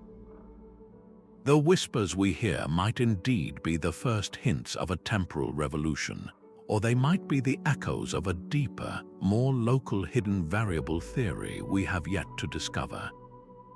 This intellectual tension ensures that no idea, no matter how elegant, is accepted until it has been tested from every conceivable angle, keeping the science honest and the quest for understanding alive and dynamic. But what if the solution to this temporal puzzle isn't about bending time in a single universe, but about stepping sideways into another one entirely? This brings us to one of the most expansive and awe-inspiring interpretations of quantum mechanics, the many worlds interpretation. Here, the idea of particles whispering from the future is replaced by something even grander. In this view, there is no single, mysterious connection across time because every possible outcome of every quantum event actually happens. It just happens in a newly branched parallel universe. When a photon in a delayed choice experiment seems to retroactively change its behavior, it isn't being influenced by its own future. Instead, the act of measurement causes the entire cosmos to split. In one universe, the experimenter chooses to insert the beam splitter and observes wave behavior. In another, equally real universe, a different version of that experimenter chooses to remove it and observes particle behavior. Both histories are equally true. They just reside in different, non-communicating branches of the multiverse. So, where does the eerie feeling of retrocausality come from if not from time travel? Physicists like David Wallace offer a fascinating explanation. It might be a form of subtle crosstalk or interference between these parallel timelines. While the branches of the multiverse are typically thought to be forever separate, some theoretical models suggest that under very specific conditions, there could be weak interactions or residual connections between them. What we perceive in our lab as a particle seeming to anticipate a future choice might actually be a faint echo from a neighboring branch where a different decision was made. It's not that information is traveling backward in time within our world.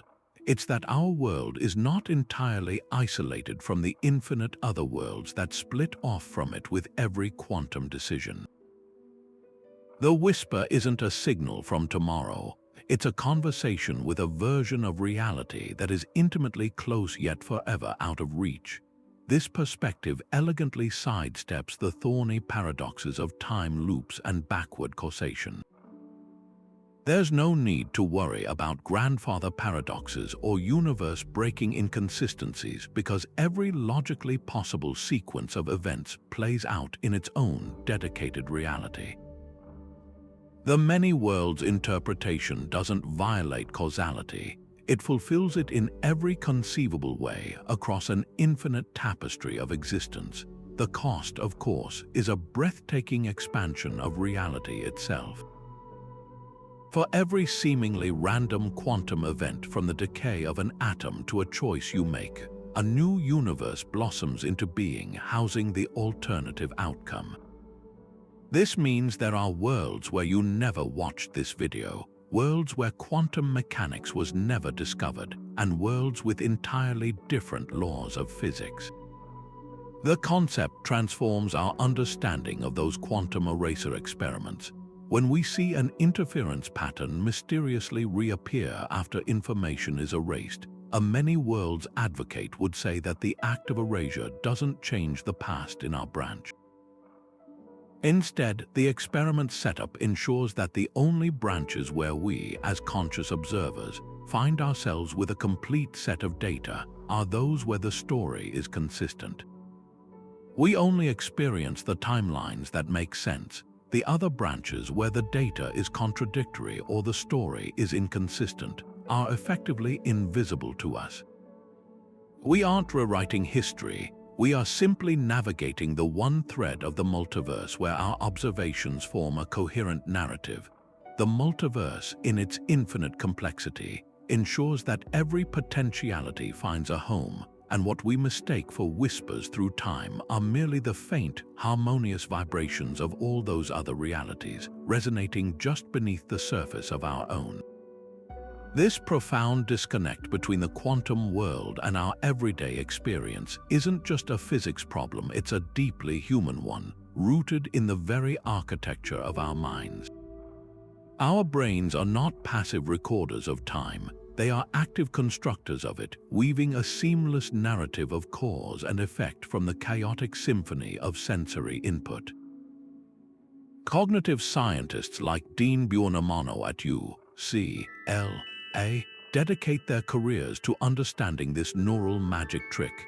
They explore how our brains, through a complex interplay of memory, anticipation, and pattern recognition, create the powerful and persistent illusion that time is a river flowing inexorably from past to future. This isn't a flaw, it's a magnificent evolutionary adaptation. For our ancestors navigating the savannah, this linear model was essential for survival. Predicting that a rustle in the grass cause could lead to a predator's attack effect allowed for a swift reaction. Our neural wiring prioritizes this cause-before-effect sequence because it kept us alive, embedding it as the fundamental framework through which we interpret reality. This hardwired intuition is why the behavior of whispering particles feels so viscerally paradoxical, even offensive to our logical minds. We are presented with experimental data that suggests an effect a particle's path can be shaped by a cause, a measurement decision, that hasn't happened yet. To our evolved brains, this is as nonsensical as seeing a lion pounce and then hearing the grass rustle. It violates the most basic rule of our cognitive operating system. The quantum world operates on a set of rules written in a language of probability and timelessness, while our perception is built to understand a language of certainty and sequence. The mystery, then, isn't necessarily that time itself is broken at the quantum level. It's that our perceptual apparatus, brilliant as it is simply not equipped to natively decode its full, non-linear nature. We are like beings who have only ever experienced a two-dimensional shadow of a three-dimensional object, struggling to comprehend the true form casting the shadow. This cognitive limitation extends beyond simple cause and effect to our very sense of a continuous self. Our consciousness feels like a steady stream, a single point moving smoothly from one moment to the next. But this too is a construction. Neuroscientific evidence suggests consciousness might be more like a series of discrete snapshots, stitched together by the brain to create the illusion of flow. This illusion is so convincing that we project it onto the external universe, assuming that time itself must flow in the same way our thoughts do. When quantum mechanics reveals a reality where before and after can lose their meaning, it feels like a personal affront because it challenges the continuity of our own conscious experience. It suggests that the flow of time might be a story we tell ourselves, a user interface for interacting with a cosmos that is far more static and interconnected than we can possibly imagine. Understanding this psychological dimension is the key to contextualizing the entire mystery of whispering particles. It allows us to step back from the baffling results and recognize that the paradox may not lie in the fabric of space-time, but in the gap between that fabric and the loom of our own perception. The universe isn't being weird for weirdness' sake. It is simply being what it is. We are the ones trying to view its full, multi-dimensional glory through the narrow keyhole of our evolved linear mind. This realization is not a defeat for human understanding, but a liberation. It invites us to embrace the mystery, to train ourselves to think in new ways, and to appreciate that the greatest discoveries often lie in acknowledging the limits of our intuition, allowing the data to guide us toward a reality far stranger and more wonderful than we ever could have dreamed up on our own. But as we venture into this realm of temporal flexibility, we must confront a deeply human question that transcends the physics. If we ever gained the ability to influence the past, even in a limited quantum sense, what would be our moral responsibility? The ethical implications of retro-causality are a philosophical minefield, forcing us to grapple with the very nature of consequence, regret, and the integrity of our own life stories.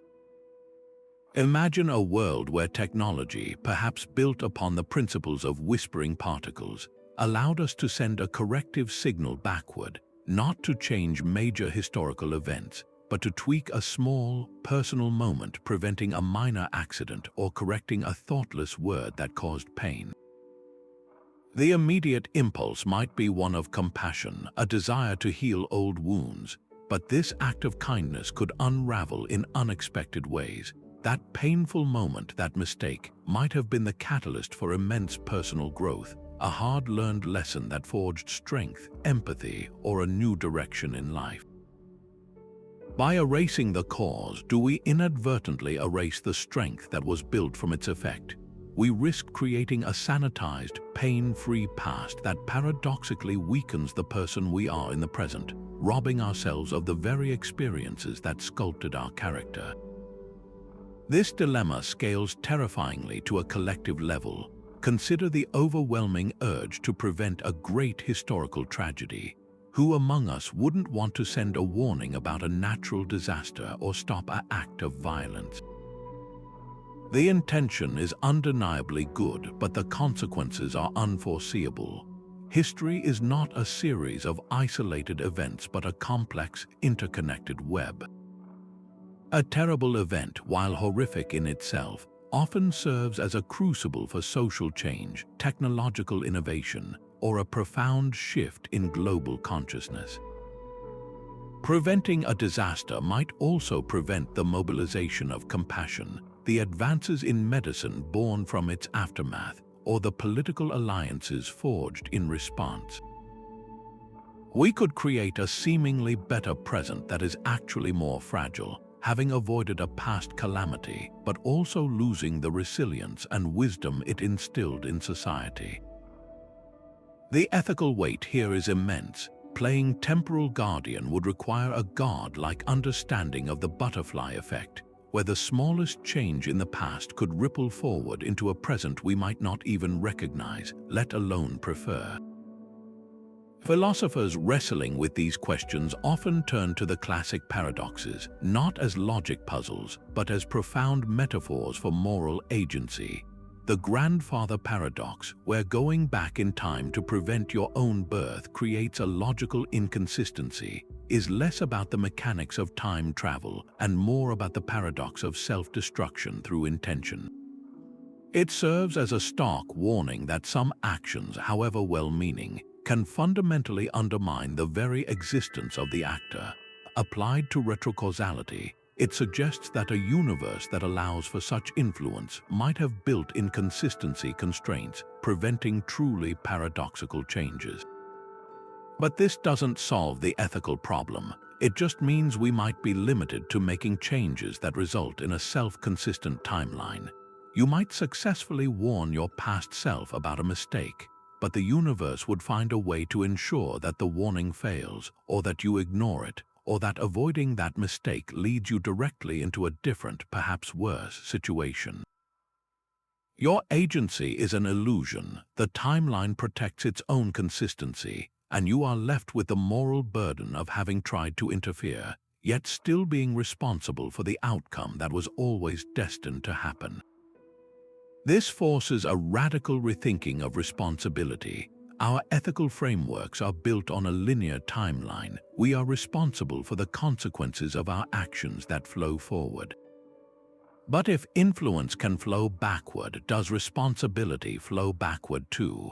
If a future version of you influences your present decision, who is truly responsible for that choice? This doesn't absolve us of blame. Instead, it expands the concept of the self across time. We become responsible not only for our future actions but also for our past actions, as they are continually shaped and reinterpreted by the people we become. It creates a model of ethics that is holistic, where our entire timeline is a single unit of moral account. Tampering with time's fabric isn't just a technical challenge. It's the ultimate act of self-determination, with the terrifying price of owning every version of yourself across all of time simultaneously. The whisper of a particle becomes a whisper of conscience, echoing from the future self you have yet to become, reminding you that every choice is forever. This fascination with time's flexibility isn't confined to physics labs and academic papers. It has captured the imagination of storytellers and artists, spilling over into our films, novels, and television shows in profoundly creative ways. These cultural artifacts act as a bridge, translating the cold, complex mathematics of quantum theory into gripping narratives that explore the human heart of these cosmic mysteries. When a director visualizes a tesseract inside a black hole where a father can whisper across time to his daughter, as in Christopher Nolan's Interstellar, or when an author writes about a man with a genetic disorder that causes him to time travel unpredictably, as in Audrey Niffenegger's The Time Traveler's Wife, they are doing more than just telling a story. They are engaging in a form of public philosophy, using emotion and character to help us feel the implications of a universe where time might not be the rigid wall we perceive it to be. A common and powerful trope in these stories is the anthropomorphism of particles and forces, turning them into active, almost sentient participants. The universe isn't just a cold, mechanical clockwork. It whispers, it guides, it communicates. We see this in films like Contact, where the very fabric of space-time is used to send a message, or in the language of the heptapods in Arrival, which perfectly mirrors the quantum concept of a block universe. By learning their circular, non-linear language, Louise Banks doesn't just learn to communicate, she learns to perceive time in its entirety all at once. Her journey is a metaphor for the physicist's quest to understand quantum retrocausality, mastering a new way of seeing reality itself, where past, present, and future are equally real and accessible. This isn't just a plot device, it's a profound expression of a scientific idea, making the abstract tangible by connecting it to the most human of experiences: love, loss, and the desire to connect. By analyzing these popular tropes, we gain a unique window into how society collectively grapples with these disorienting scientific concepts. The recurring themes of fate versus free will, of destiny and predetermined paths, reveal our deep-seated anxiety about whether our choices are truly our own if the future can already be known or even influence the present. The trope of the tragic hero who receives a message from the future but is powerless to change it, or who changes it only to make things worse, speaks directly to our fears about the ethical weight of such knowledge. These stories allow us to safely explore the terrifying and exhilarating possibility that our classical understanding of time is an illusion from the comfort of a movie theater or an armchair. They provide a cultural sandbox where we can play with these ideas without needing a PhD in quantum physics, working through the emotional and philosophical consequences as a society. This cultural lens does more than just entertain, it enriches the scientific pursuit itself. It reminds us that the drive to understand whispering particles isn't a dry, academic exercise. It is fueled by the same universal human curiosities that drive our greatest myths and stories: a longing to understand our place in the cosmos, a desire to master our destiny, and a fascination with the unknown. The scientist running a delicate quantum eraser experiment and the screenwriter penning a time travel epic are, in a way, engaged in a shared project using the tools at their disposal to probe the deepest nature of reality and to answer the age-old question of whether our lives are a path we walk or a story that has already been written. The whispers in the lab and the whispers on the screen are part of the same continuous conversation, showing us that the line between science and storytelling is far thinner and far more meaningful than we might have ever imagined. So how do we even begin to teach concepts that so thoroughly defy our everyday experience? How do we introduce students to a world where time might not flow, where cause and effect can reverse without causing total cognitive overload? Educators and science communicators face this challenge head-on, and their solutions are as creative as the physics itself. The key lies in building a bridge from the familiar to the fantastic, starting with the solid ground of classical intuition before venturing into the quantum weirdness. You wouldn't teach someone to run before they can walk, and you can't teach time-symmetric physics before establishing a firm grasp of how we normally perceive time. This means beginning with a comfortable, linear timeline we all know, the one where breakfast comes before lunch and cause always precedes effect. Once that foundation is solid, you can gently introduce the cracks in that model, showing how relativity and quantum mechanics reveal a much more interesting and complex reality. One of the most powerful tools in this educational toolkit is the strategic use of analogy.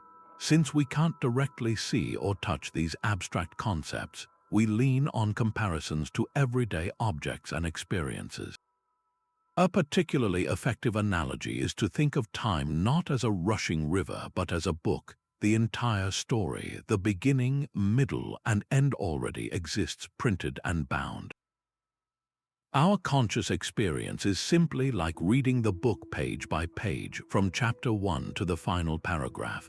We are immersed in the sequence, but the book itself is a complete object. This helps students visualize the block universe concept, making the idea of a static, four-dimensional spacetime far more tangible.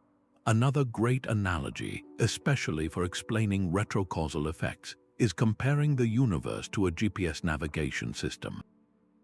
When you start driving, the GPS plots a route based on your destination. If you make a wrong turn, it recalculates. But what if the GPS was so advanced that it could anticipate future traffic jams an hour from now and use that information to subtly guide your turns right from the moment you leave your driveway? Your present path is being optimized by future conditions. This isn't a perfect comparison, but it gives a relatable sense of how a future event could influence a present choice. Beyond analogies, interactive technology is revolutionizing how we teach these counterintuitive ideas. Instead of just describing the double-slit experiment or the quantum eraser, students can now manipulate virtual versions themselves. There are brilliant online simulations and apps where learners can virtually fire photons at a barrier, choose whether to measure their path or not, and watch in real time as an interference pattern appears or vanishes. The true magic happens with quantum eraser simulations, where they can see the data from the signal photon already recorded, and then watch as their later decision to erase or keep which path information for its entangled partner seemingly changes the historical data into a wave or particle pattern. This hands-on experience transforms an abstract paradox into a visible, interactive phenomenon. It moves the concept from a confusing thought experiment into the realm of something they can almost touch and play with, demystifying the weirdness through direct engagement. The ultimate goal of all these methods, building from classical foundations, crafting careful analogies, and leveraging interactive sims, isn't just to avoid confusion. It's to foster a new kind of scientific literacy. We want to cultivate a generation of thinkers who are not baffled or threatened by temporal flexibility, but who are comfortable with it and eager to push its boundaries further. By making these ideas accessible early on, we normalize this more complex view of reality. We show students that it's okay to let go of deeply held intuitions, that science often requires us to trade comfortable stories for more accurate, if more strange, descriptions of the world. This approach empowers them to not just accept these ideas, but to truly engage with them, to ask the next great questions, and perhaps one day, to design the experiments that will finally show us whether these whispers from the future are real and what they truly mean for our understanding of the cosmos. For all the astonishing progress we've made, the most thrilling chapter in the story of whispering particles is the one we are just beginning to write. The tantalizing evidence from delayed choice and quantum eraser experiments has opened a door, but it hasn't yet led us into a new room. Right now, we're peering through the crack, trying to glimpse what lies beyond. The central, burning question remains: can we move from suggestive correlations to definitive proof? Can we design an experiment that doesn't just allow for a retrocausal interpretation, but actively forces it, ruling out all other explanations once and for all? This is the monumental challenge facing a new generation of physicists, and the experiments they are dreaming up are more ingenious than any science fiction. One of the most promising frontiers involves a device known as a quantum switch. This isn't a physical lever, but a sophisticated setup that allows the order of events in a quantum process to exist in a superposition. Imagine two operations, A and B. In a classical world, you either do A then B or B then A. A quantum switch allows you to create a scenario where the operations happen in both orders simultaneously. The breathtaking implication is that this could allow a measurement, an effect, to literally occur before its cause in a superposition of histories.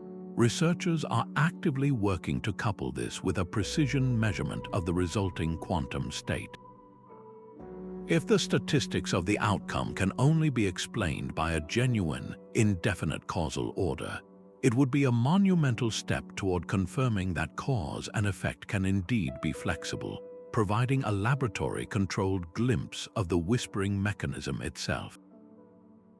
Perhaps the most profound hurdle is reconciling these quantum whispers with our other great theory of reality, Einstein's general relativity. Quantum mechanics dances with particles and probabilities, while general relativity describes the majestic curvature of spacetime by planets and stars. They are both spectacularly successful in their own domains, but they speak entirely different languages and refuse to be merged into a single, unified theory of quantum gravity. Retro-causality might just be the translator they need. If the future can influence the past, it could provide a mechanism for explaining how gravity emerges from the quantum realm. Some theorists propose that the smooth, classical geometry of spacetime we experience is actually the result of countless tiny retrocausal handshakes at the Planck scale, a constant negotiation across time that creates the illusion of a continuous, flowing reality. To test this grand idea, we may need to leave the confines of our Earth-bound labs. Scientists are proposing experiments that would place exquisitely sensitive quantum sensors in space, perhaps in orbit or on the Moon. The reason is gravity. Earth's gravity, while strong enough to keep us grounded, is actually quite weak in the cosmic scheme of things.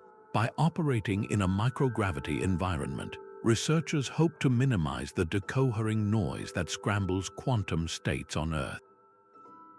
Furthermore, by placing sensors at different distances from Earth, they could probe whether the strength of the gravitational field itself influences the strength of these time-symmetric effects. Would particles whisper more clearly in the deep silence of space, far from Earth's gravitational whisper? The answer could be the key that finally unlocks the door to quantum gravity. This cosmic perspective naturally leads us to the most extreme gravitational environments we know of, black holes. These enigmatic objects present a terrifying puzzle known as the black hole information paradox. According to quantum mechanics, information cannot be destroyed. Yet, if something falls into a black hole, it seems to vanish from our universe forever, violating this fundamental principle. Could retro-causality offer a solution? Perhaps the information isn't destroyed. Instead, it is somehow encoded in the Hawking radiation the black hole emits. But this encoding relies on a subtle, retro-causal link between the radiation particles and the infalling matter. The information doesn't travel out faster than light. It is shared across time, with the future emission of radiation whispering back to define the state of the past singularity. It's a wild idea, but it demonstrates how the puzzle of whispering particles is inextricably linked to the biggest questions about the fate of our cosmos. The path forward is illuminated by these questions, each one a star guiding us toward a deeper understanding. The future of this field isn't just about confirming or denying a single idea. It's about a fundamental shift in how we view the architecture of reality.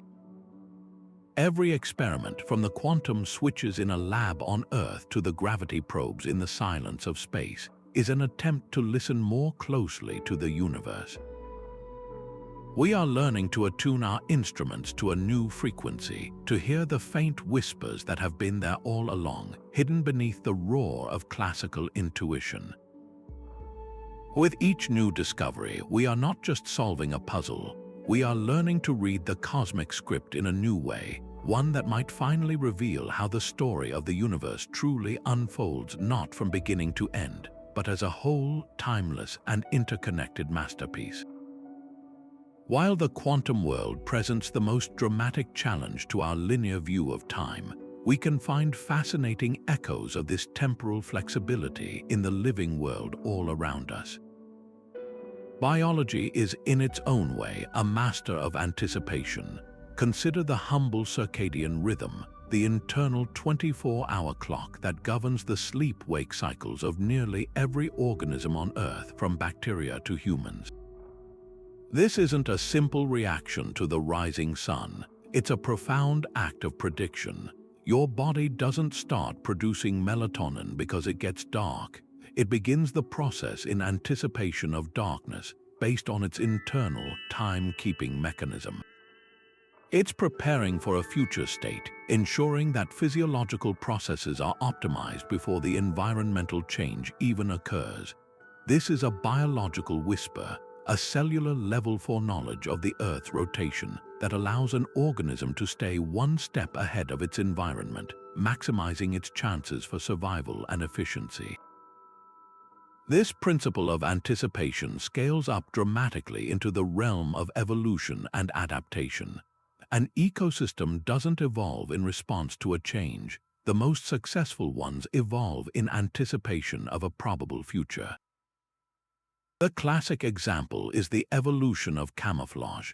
The peppered moth in 19th century England didn't suddenly develop dark wings because the trees were already covered in soot. The genetic variation for darker wings existed in the population as a potentiality. When the Industrial Revolution darkened the trees, that pre-existing variation became advantageous and the population shifted.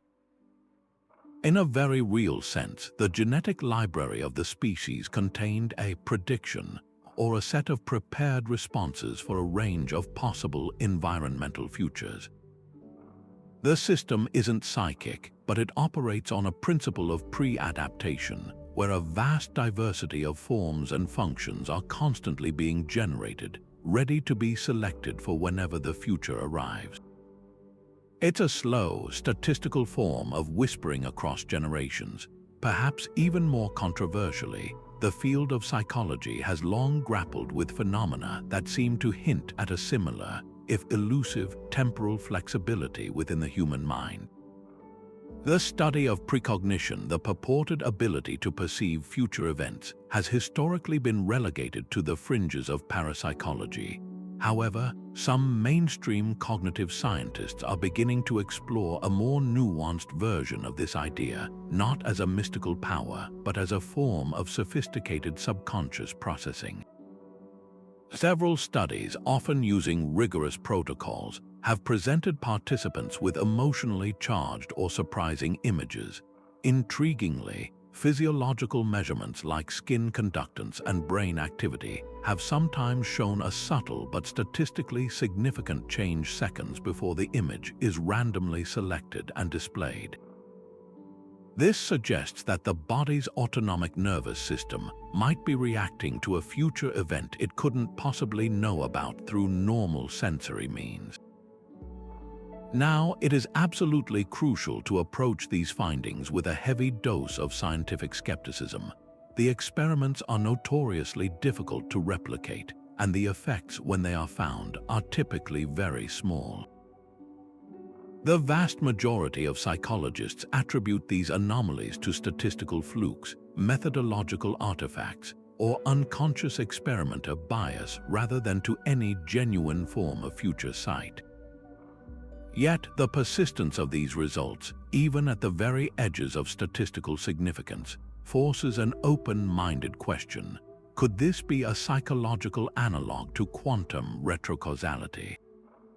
Perhaps the human brain, in its immense complexity, is capable of a form of subconscious Bayesian updating that operates on a timeline our conscious mind cannot access, integrating faint signals from the immediate future into a present moment feeling of intuition or foreboding. It's not about seeing the future in a crystal ball. It's about a cognitive system that might be slightly, just slightly, out of phase with classical time. When we step back and look at this interdisciplinary tapestry, a breathtaking pattern begins to emerge. From the quantum realm where particles seem to negotiate with their future measurements, to the biological world where organisms prepare for the next day's light, to the psychological domain where the human body might flinch at a surprise it hasn't yet encountered, we see a recurring theme: anticipation. These are not the same phenomenon. A circadian rhythm is driven by biochemical feedback loops, not quantum handshakes, but the functional principle is remarkably similar. It suggests that the capacity to incorporate information from what we call the future into present moment actions might be a universal principle of complex, adaptive systems. The universe seems to have a deep-seated preference for systems that are not just reactive but proactive, not just living in the moment but engaged in a continuous dialogue across time. This convergence of ideas from physics, biology, and psychology invites a radical synthesis. Perhaps whispering particles are not a bizarre quantum exception to the rules of time. Instead, they might be the most fundamental and stark example of a rule that operates at all levels of complexity, just in different forms. At the quantum scale, it's a direct property of the wave function and observation. In biology, it's encoded in genetics and natural selection. In psychology, it might be a feature of our subconscious neural architecture. This doesn't validate pseudoscience, it elevates a curious anomaly into a potential deep principle of nature. The act of anticipation might be as woven into the fabric of reality as gravity or entropy, a fundamental thread connecting the behavior of a single photon to the rhythm of a beating heart and the mysterious flutter of a gut feeling, revealing a cosmos that is not just interconnected in space but in time. This brings us to perhaps the most profound implication of all, an idea that places us not as spectators on the sidelines of reality, but as central players on the cosmic stage. It's the concept of a participatory universe famously championed by John Wheeler. He didn't just see observation as a passive act of seeing, he saw it as an act of creation. In his view, the universe doesn't simply exist in a finished state, waiting for us to come along and discover it. Instead, it's brought into being through the very act of our questioning, our probing, and our measuring. We are not separate from the cosmos we study, we are entangled with it, and our interactions are what force potentiality to crystallize into actuality. The universe becomes a kind of self-excited circuit, where consciousness emerges from the cosmos and then, through its observations, gives that same cosmos its definite form. It's a breathtakingly beautiful and humbling vision of our role in the grand scheme of things. Now, extend this participatory idea from the realm of space into the dimension of time, and the whispers of particles take on a whole new meaning. If we are co-creators of reality through our measurements, could we also be co-authors of time itself through our intentions and our choices? The strange behavior of particles that seem to respond to future events might be the clearest signature of this collaborative construction of time. It suggests that the timeline isn't a pre-recorded movie that we are simply watching. Instead, it's more like an improv performance where the past, present, and future are all emerging together in a dynamic, negotiated dance. The past is not a closed book. It is a manuscript that remains slightly open to edits until the entire story is fully told, with our future actions providing the final revisions that lock in the narrative. Philosophers like Karen Barad have built powerfully on this foundation, developing a framework they call agential realism. In this view, the world isn't made of separate, pre-existing things like particles and observers. Instead, reality is made of phenomena, of inseparable entanglements of what we traditionally call the object and the measuring apparatus. And crucially, this apparatus isn't just a machine, it includes the scientist, their questions, their theories, and their historical context. Barad argues that agency isn't a property that only humans possess. It is a dynamic force that exists in the relationship between all parts of the world. A particle has agency, a detector has agency, and a person has agency, and it's through their interaction that specific properties like position or momentum come into being. This agency isn't confined to the present. It ripples across time, meaning our actions today are interacting with the past and future to jointly define what is real. This represents a monumental shift in perspective, arguably one of the biggest in the history of human thought. For centuries, we've operated under a classical, Newtonian model where the universe is a giant clockwork machine operating on fixed laws, utterly indifferent to our presence. We were just along for the ride, but the quantum world with its whispering particles paints a radically different picture. We are not passive witnesses to a predetermined drama. We are active participants in a cosmic unfolding. Our measurements, our questions, and even our conscious awareness are not incidental to the universe. They are essential ingredients. We are in a constant, subtle dialogue with reality, and reality is whispering back, its final form shaped by our very engagement with it. This turns the entire mystery inside out. The question is no longer just why do particles seem to know the future? It becomes what does our role in this cosmic conversation mean for our understanding of ourselves? We are not insignificant specks in a vast, impersonal void. We are partners in a grand, temporal dance, our every observation a step that helps solidify the music of the spheres. The whispers we detect from the quantum realm are not alien signals from a foreign dimension. They are the echoes of our own participation, the proof that we are woven into the very fabric of space-time, our present moments forever in conversation with all of time, collaboratively writing the story of existence from within. To truly grasp the revolutionary nature of whispering particles, we need to hold them up against the classical, intuitive view of reality that has shaped human thought for centuries. This worldview, perfected by Isaac Newton, presents a universe that operates with the predictable precision of a clock. In this Newtonian cosmos, time is an absolute, universal constant, a river that flows at the same rate for everyone, everywhere, moving relentlessly and exclusively from the past into the future. This absolute time forms the rigid, unchanging stage upon which the drama of cause and effect plays out. If you know the precise position and momentum of every particle in the universe at any given moment, the classical laws of physics dictate that you could, in principle, calculate every future event and rewind every past one with perfect accuracy. The universe is a giant, deterministic machine, and time is the one-way conveyor belt moving everything along. This gives rise to our deepest, most hardwired intuition about causality. We are storytelling creatures, and our stories are built on a simple, unshakable rule: cause must always come before effect. The rolling ball causes the pin to fall.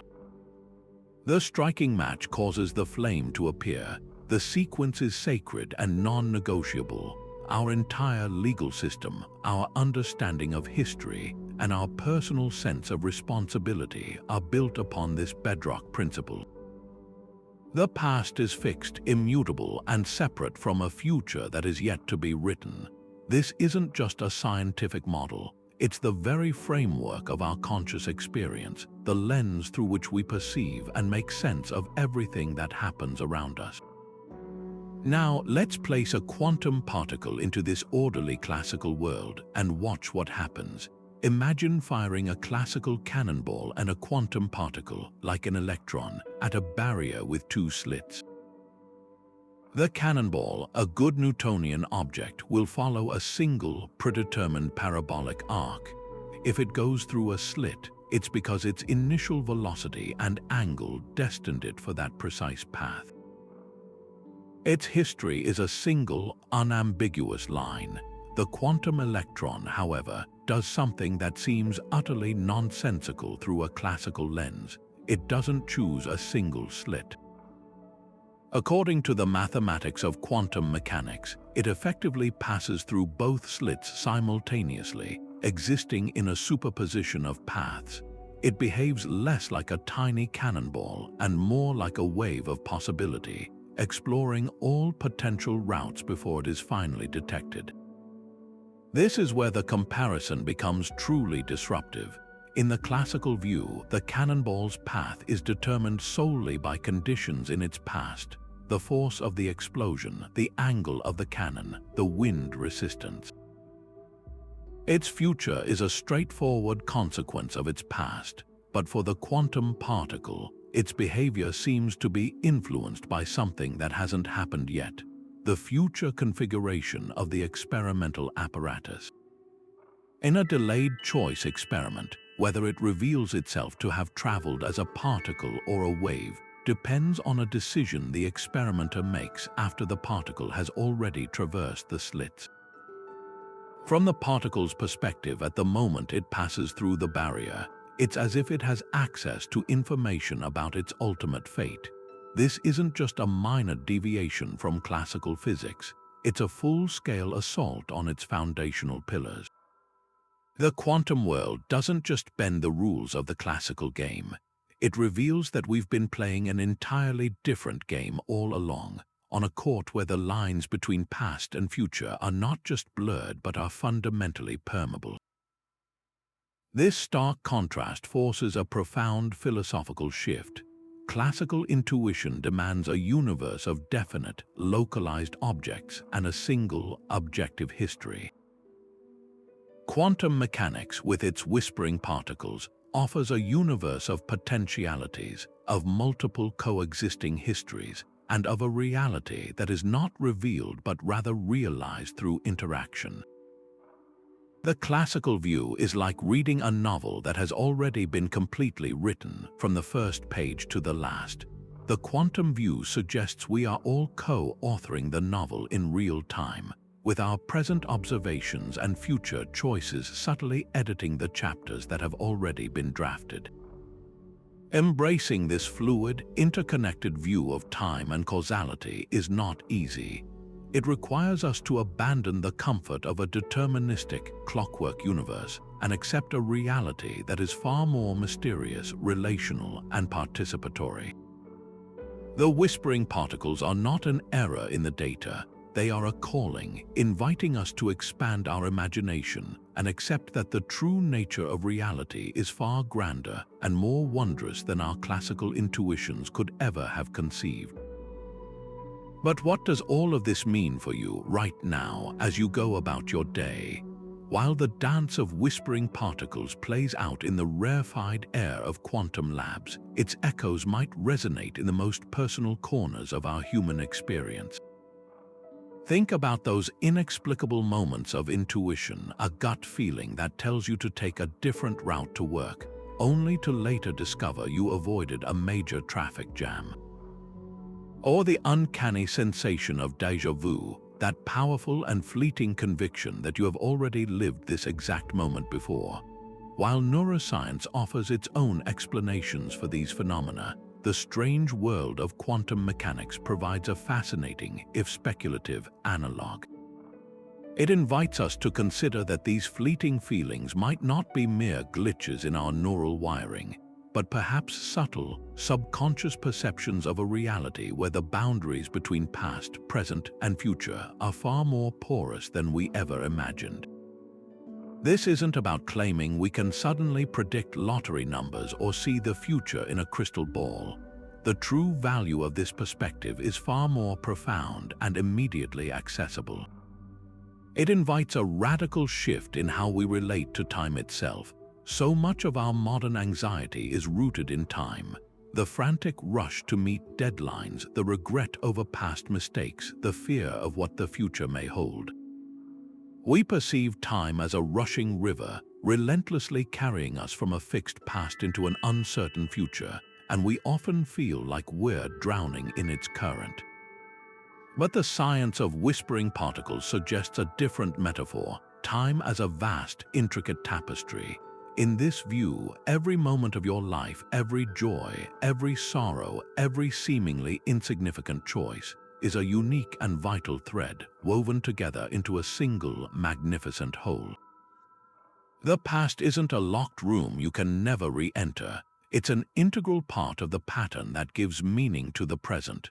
The future isn't a blank, terrifying void. It's the part of the pattern still being woven, influenced by the threads already in place. This understanding can be a powerful antidote to anxiety. When you view your life as this interconnected tapestry, the pressure to constantly race forward diminishes. It encourages a state of deep mindfulness, a practice of being fully present in the current moment, not because the past and future don't matter, but because you recognize that this present moment is the very loom where the weaving is happening. Your actions, your thoughts, and your intentions right now are actively participating in shaping the entire design, influencing both the threads that came before and those yet to be laid down. This isn't a passive philosophy, it's an empowering call to engagement.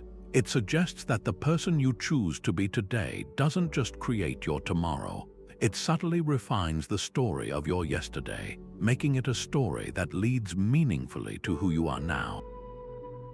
This holistic view can quiet the noise of regret and worry, replacing it with a sense of purpose and a deeper appreciation for the rich, complex, and beautiful work of art that is your continuous existence. And so we arrive at the end of our journey through the looking glass, a voyage that began with a simple yet staggering question: can the future whisper to the past? We've ventured from the pristine isolation of quantum labs, where photons seem to dance to a tune from tomorrow, to the very edges of the cosmos, where the birth of the universe might hold echoes of its final fate. We've grappled with the block universe where all of time exists at once, and wrestled with the participatory nature of reality itself, where our role is not just to observe but to co-create. The key takeaway from all of this isn't a single, tidy answer, it's a profound shift in perspective. We've seen that retro-causality isn't a fringe fantasy, but a serious interpretation of rock-solid experimental data, one that could reshape everything from quantum computing to our understanding of free will. This exploration forces a deep and necessary humility. The universe, in its infinite complexity, operates on rules that defy the very intuitions that allowed us to survive and thrive on this planet. Our classical cause and effect brain is struggling to comprehend a quantum cause and effect, our intertwined reality. But this struggle is not a failure, it is the very essence of scientific discovery. It is a call to expand our imagination, to embrace the mystery, and to remain open to possibilities that seem, at first glance, to be impossible. The greatest breakthroughs in human history have always come from those willing to question the unquestionable and to entertain the seemingly absurd. As we close, I invite you to carry this sense of wonder with you. Let it transform not just how you think about physics, but how you experience your own life within the flow of time. The next time you have a moment of powerful intuition or feel a strange sense of déjà vu, consider the possibility that you are sensing the faintest ripple of a much deeper, more interconnected reality. View your own story not as a straight line from birth to death, but as a rich tapestry where every choice you make today subtly recontextualizes your past and helps weave the pattern of your future. You are not a passive passenger in time, you are an active participant in its unfolding. This conversation doesn't end here. The frontier of knowledge is always expanding, and your curiosity is the engine that drives it. I am incredibly eager to hear how these ideas have landed with you. What part of this journey resonated the most? Does the idea of a participatory universe excite or unsettle you? Share your thoughts, your questions, and your own theories in the comments below. Let's continue this exploration together. If you want to join us for the next deep dive into the mysteries of space, time, and consciousness, please subscribe and hit the bell so you don't miss out.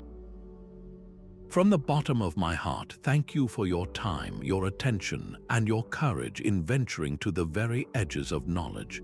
The universe is whispering. It's our privilege to learn how to listen.